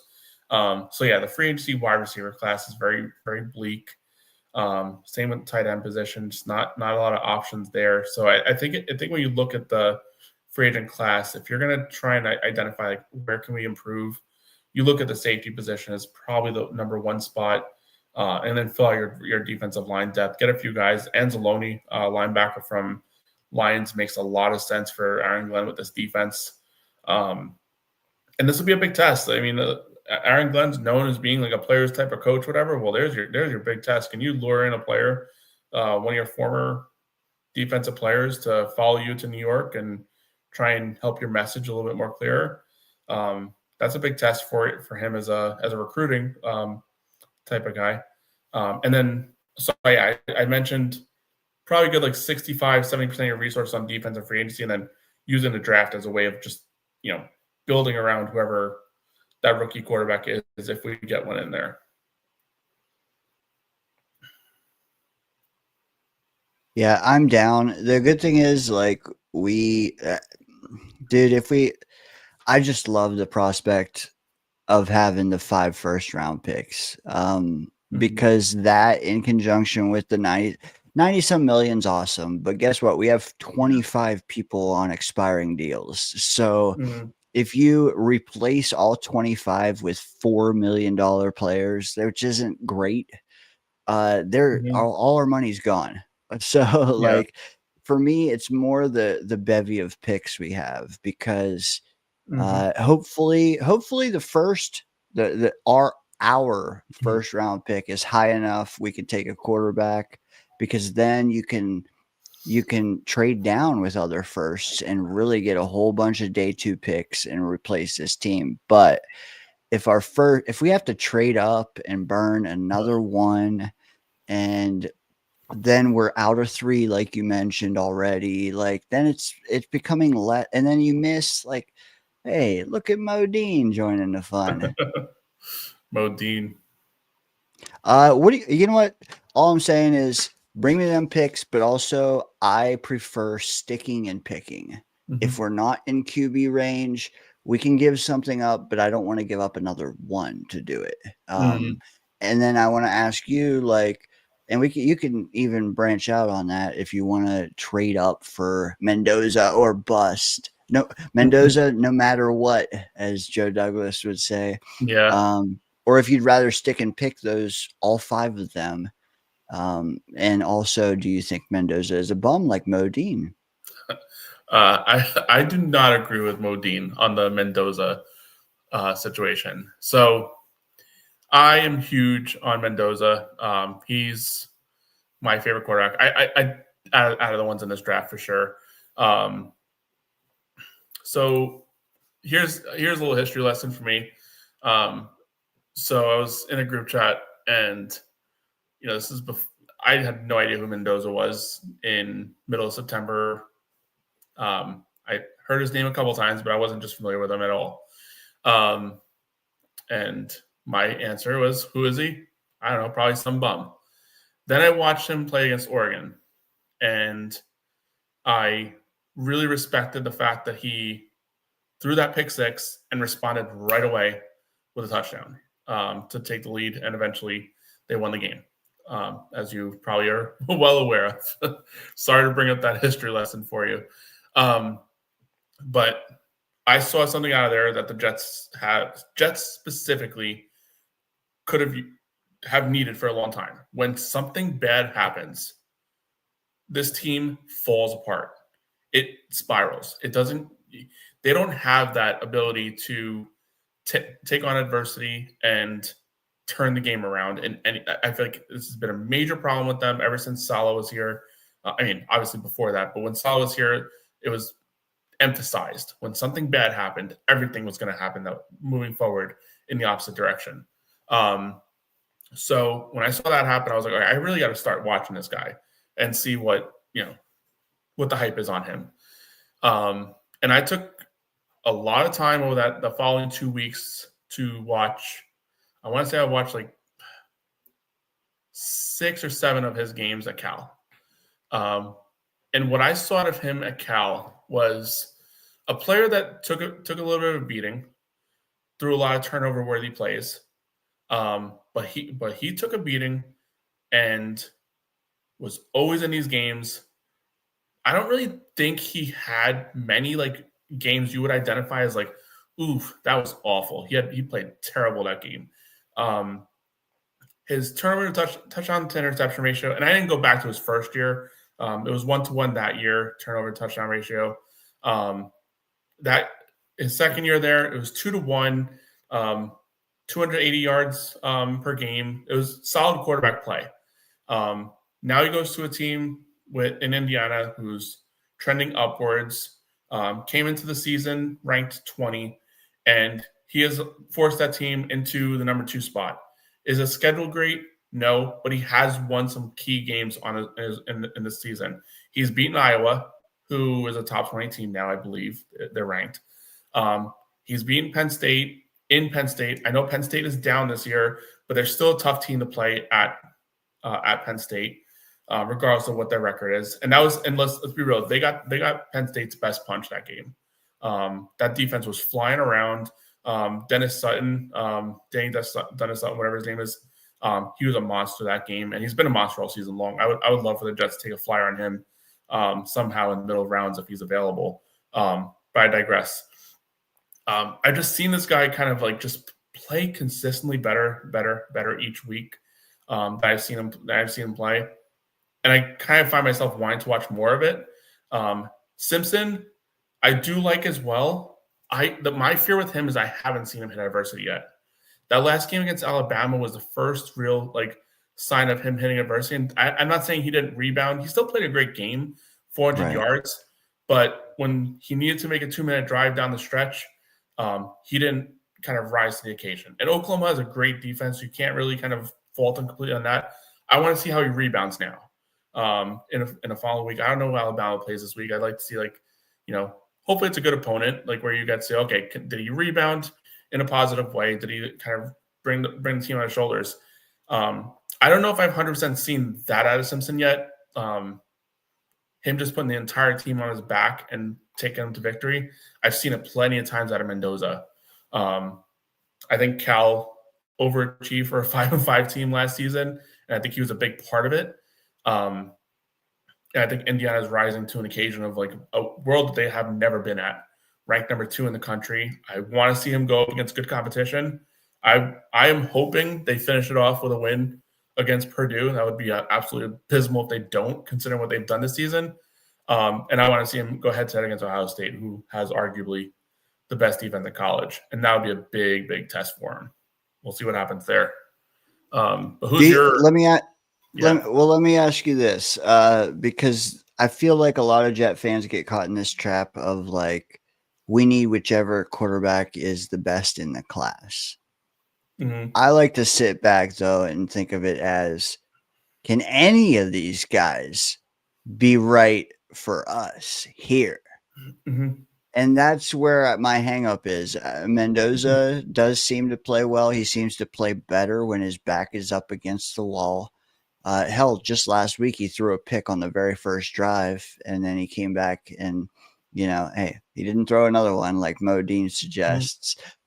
But I wonder, if we get the first crack at the quarterback position in the draft, hypothetically, if we do, would you take one even not thinking they had enough to survive New York? Because to me, that's a whole nother animal. I think that's a huge thing. And that's probably one of the hardest things to dissect. That was a big calling card for when Zach Wilson was coming out that year. I don't know if you remember that being a huge thing. Can he handle the New York media? He's in Utah. And the thing I heard a lot was, well, he plays for BYU, and that's they're monitored, pretty strictly. It's different. BYU is a different animal than being monitored by the New York media and the national media. It's unfortunate being the Jets that the entire national media, and let's be real, they're waiting for the team to fail.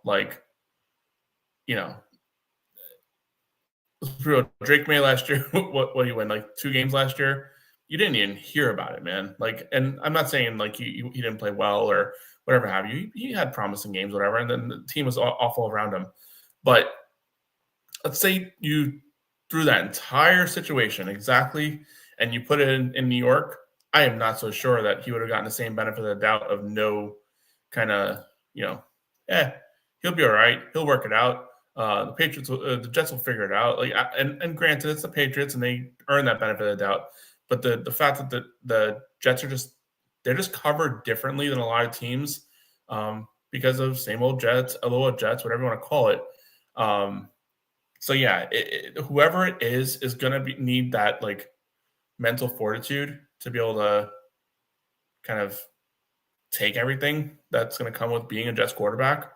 You're gonna have bad games, and you're gonna hear it from every different angle that you're a bust, that you're a bum, which is something that you don't see at these college. That's why they're out there, and that's why they're slated to be top picks. They've never had that before. It's a hard world to try and identify, unfortunately. And who has that? I don't know. But I'd much rather go against. Yeah.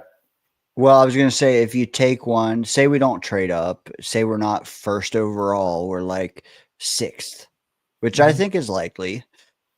Say you're sixth and you take a quarterback. Say you get to see him for 6 games at the end of the year, but they weren't a good 6. Would you be opposed to spending another first on a quarterback the next year?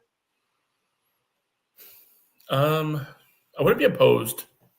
So here's what probably happens in a situation like that. Like, let's rewind the clock to like the Sam Darnold draft. Josh Rosen was picked 10th or 9th, somewhere in that avenue. I forget exactly when. Didn't have a good rookie year. Ends up getting traded to the Dolphins for a second round pick. So that's the game you're playing, the risk you're taking. Whoever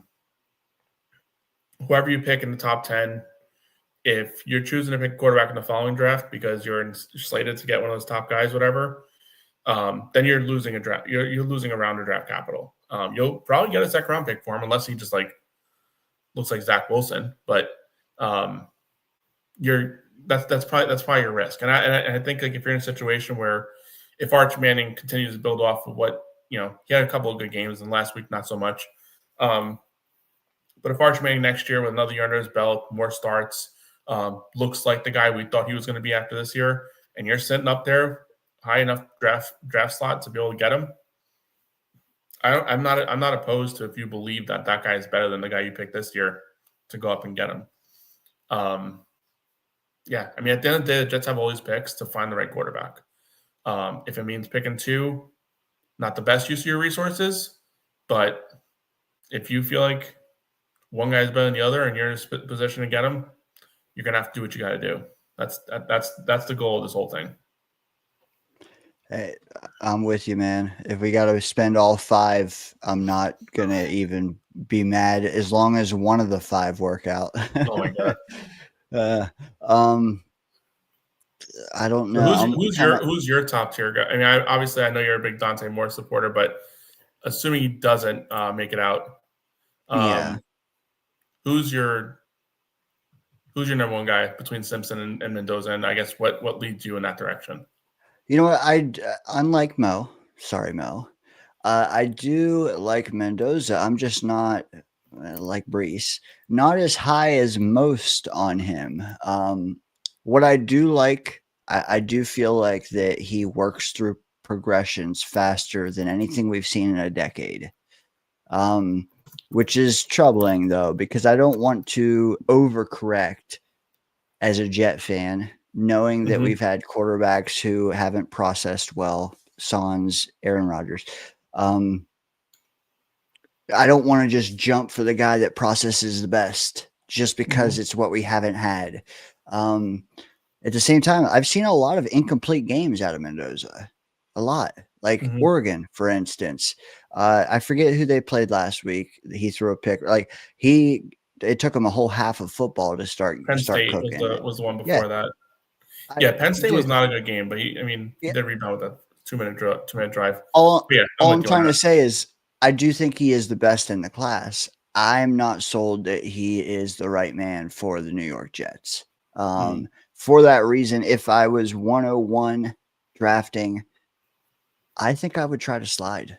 I do. Call me crazy.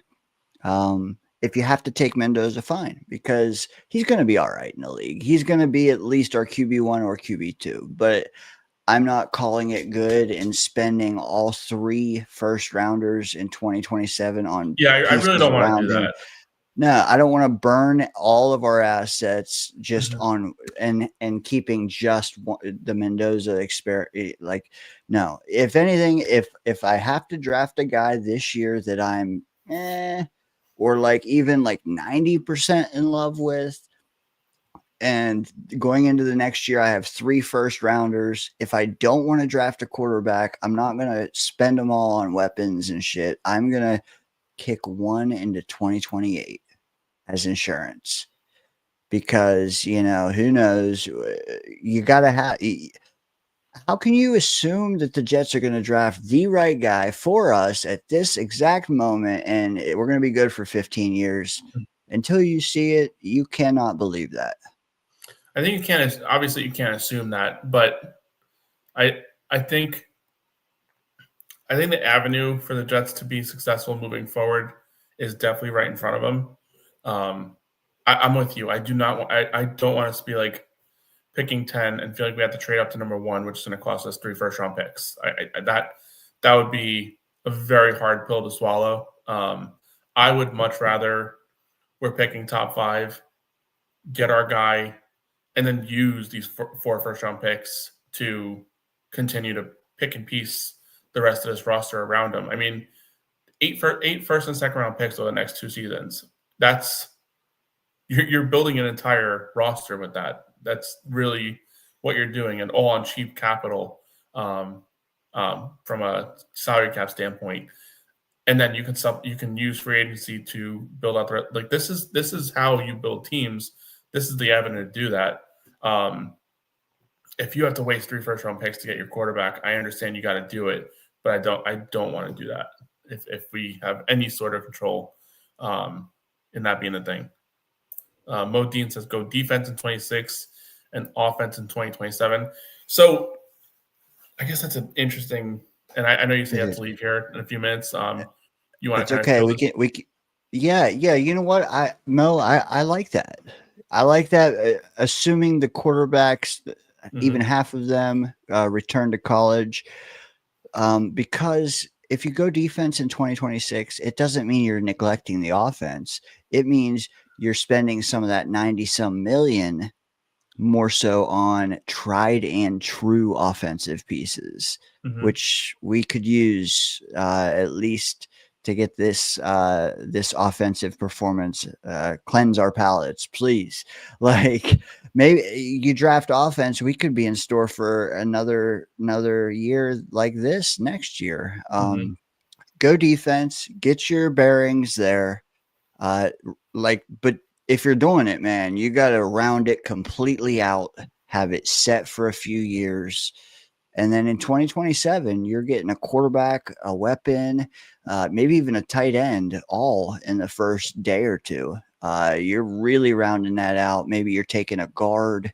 Because, like you said, we got 8 first and seconds. Well, in 2027, it's like, what, 5 of them, 4 of them? So yeah. That's what they say every year, though, isn't it?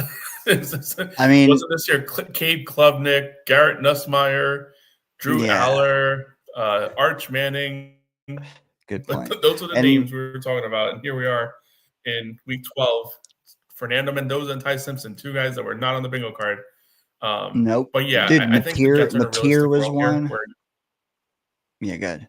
Yeah, Mateer is up there too. I do like Mateer from like a moxie standpoint. I think that's something that the Jets do kind of need from like a, it would be nice, but I'm not using a top 5 pick, top 10 pick on him just because he has a little bit of spunk.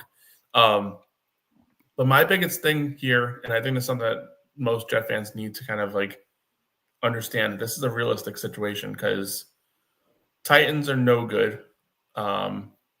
Saints are spunky. They'll probably win a couple of games, but they're also going to lose a lot more games than they're going to win.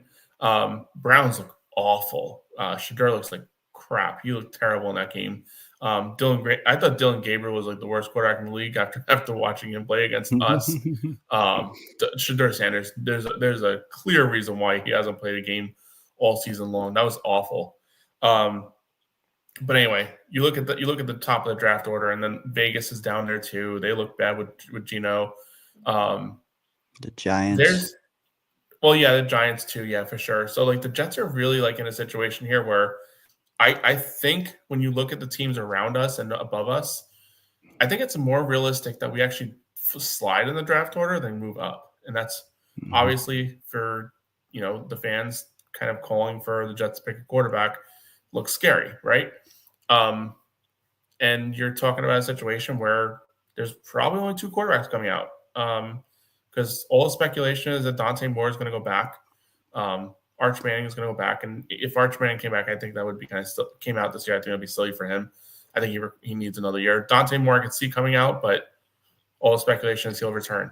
So you got Simpson, and even he can go back too. Is an option there. True. So you're down to, let's say, let's just argument's sake, Fernando Mendoza and Ty Simpson come out. There's going to be about 6 or 7 spots ahead of you in the draft. And yeah, we have all the ammunition to move up, but other teams are going to look at the Jets and say, wherever they're picking, who's in front of them. And that's who we're conversating with that team. We're going to be negotiating. And the Jets are going to be a popular spot for teams to trade up, similar to the year we drafted Will McDonald, where the Jets were offensive line. Well, then all of a sudden pick 14 became a high trade possibility area.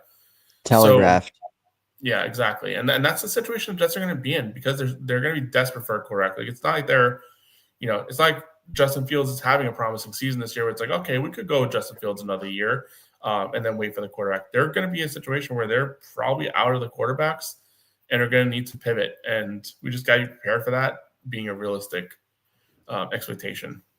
For sure. And I think I'd rather be telegraphed in 2027 with our assets there than telegraphed this year. Like, you know what? I'm with Mo. Defense, then offense later.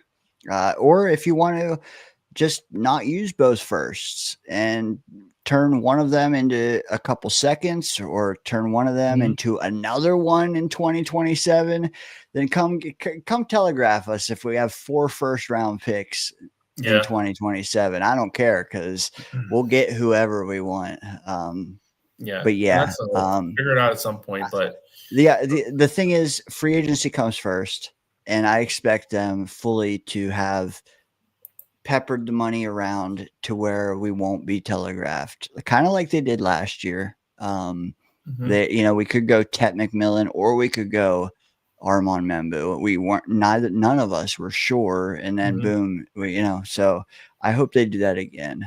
Don't be too obvious. That's all I'm trying to say. But at the end of the day, it'd be awesome if we could just fill out that quarterback hole and just figure it out for the next however many years. Hey, maybe it's Brady Cook, and we can use all 5 first rounders on something else. I would like to think with how bad Justin Fields is playing that even if Brady Cook had like a semblance of any sort of quarterback play in his head, that they would have figured it out by now. But true, who knows? Yeah. who the frig knows? All right, Dane, I appreciate you jumping on here. I know you had a long day, hopped on. I appreciate you hopping on, especially after the day you've had. I put half a roof on today, bro. Oh wow, damn. Yeah, so yes, you put on a roof and then you're helping us build the Jets. So yeah, hey, you put on a roof and then you try to bring this team out of the basement, right? Oh my God, it's we've been living in the basement for far too long. Facts. But anyway, appreciate you joining. This. Dane, last thing here, just tell everybody where they can find you for anybody that's listen to our pod. Thank you. At Danger Zone, and that's how you spell Danger Zone. You just add a Y in the beginning, DAY, and then Danger Zone. You can find me Friday nights there with Murph. Check us out. That's probably our flagship show. But we also have Sundays now with me and Jets Chaos, getting that going. So Fridays and Sundays. But don't worry about me, man. Subscribe to at the Jets Life podcast, right? Yep.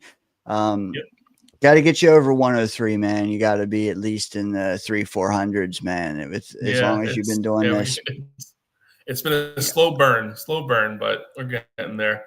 It's fine. At the end of the day, I just enjoy talking about the Jets, and I enjoy having people on, especially good people like you, and supporting your channel as well. So that's what it's all about. I'm actually going to have another guest on, a former guest on your show a couple weeks ago, join my show next week. So just working on that, just working on finding other Jets content creators, getting them on, and just, building it off that way, because that's what it's all about, just hearing it from different angles, because at the end of the day, we all want the same thing. We want it different ways, but listen, as miserable as it is to be a Jet fan, when it all turns around, whenever the hell that is, whether we're here, whether we're all dead when it happens, it'll be fun watching it from our graves. But it's been a lot of fun having you on today. Want to have you on again at some other point in time. For sure. Maybe we could have Murph on as well and get the whole round table going. But you support the channel. You're an awesome guy. Appreciate you jumping on. Appreciate you, man. Tell Dom that I am mildly offended that he stayed away tonight. I'll never let him live that down. I'm mildly offended too. I don't know what the heck happened to this guy. He just ghosted me. I felt like I was getting stood up at a dinner date. On my first date with someone. I was like, I don't know if Dane's coming. I don't know if Dom's coming. I'm just sitting here, just like running out of breath, running out of oxygen. Just like, dude, it's no. That's why I give you credit, man, because you do the solo thing quite often, and that's one thing I'm not used to yet. It's tough. I do it for small spells, but like the chat can help. But man, to go and you waited like an hour. I don't know how you did it, man. Yeah, it's tough. So kudos to you. That's the veteran channel host that can do that. So. And I gotta go. The toughest thing about it is that I was basically talking about stuff I already talked about on my Friday episode last week. I already recapped the Patriots game, but I guess I'll do it again. So I don't know. Anthony, keep cooking, man. I don't know who you have next week, but if it's not the Jets Ward, you got to get linked up with him, man. He's That's a great exactly who it is. It's like dude. Thank God, man. Dude, no, I was hoping you two would get together. I think you guys would be great. I'll be here. When is it? It'll be next Tuesday, same time. I'll be in the chat, man. So do your thing, man. Appreciate you having me on tonight. Sure. Have a good one, man. All right, you too, man. Later. Talk to you later, man. That was Dane. Awesome guy again. Appreciate him for joining the show, especially after such a crazy day. And everyone in the chat, appreciate you guys on. You've been live, Modine, killing it. I may disagree with you on the Mendoza thing, but I do respect what you're saying about Ty Simpson. I like Ty Simpson too. We'll see where it goes from here. Listen, it's going to be a crazy offseason. Let's just hope that it all works out for the team, whoever it is, whether it's Ty Simpson, Fernando Mendoza. At the end of the day, we just want the right guy. None of us know who that is at this point in time. That's one of the biggest crapshoots in the NFL. That's why on a yearly basis, quarterbacks get picked that everyone calls generational. Look at Trevor Lawrence. That was a can't miss prospect that obviously he's not the player we all thought he once was. But I appreciate everyone in the chat. Appreciate you all joining. If you haven't already, subscribe to my channel, like the video, and also hit up Dane's channel as well. Give him some support. He's been awesome. Always in the chat, and appreciate him for joining. And most importantly, let's go Jets.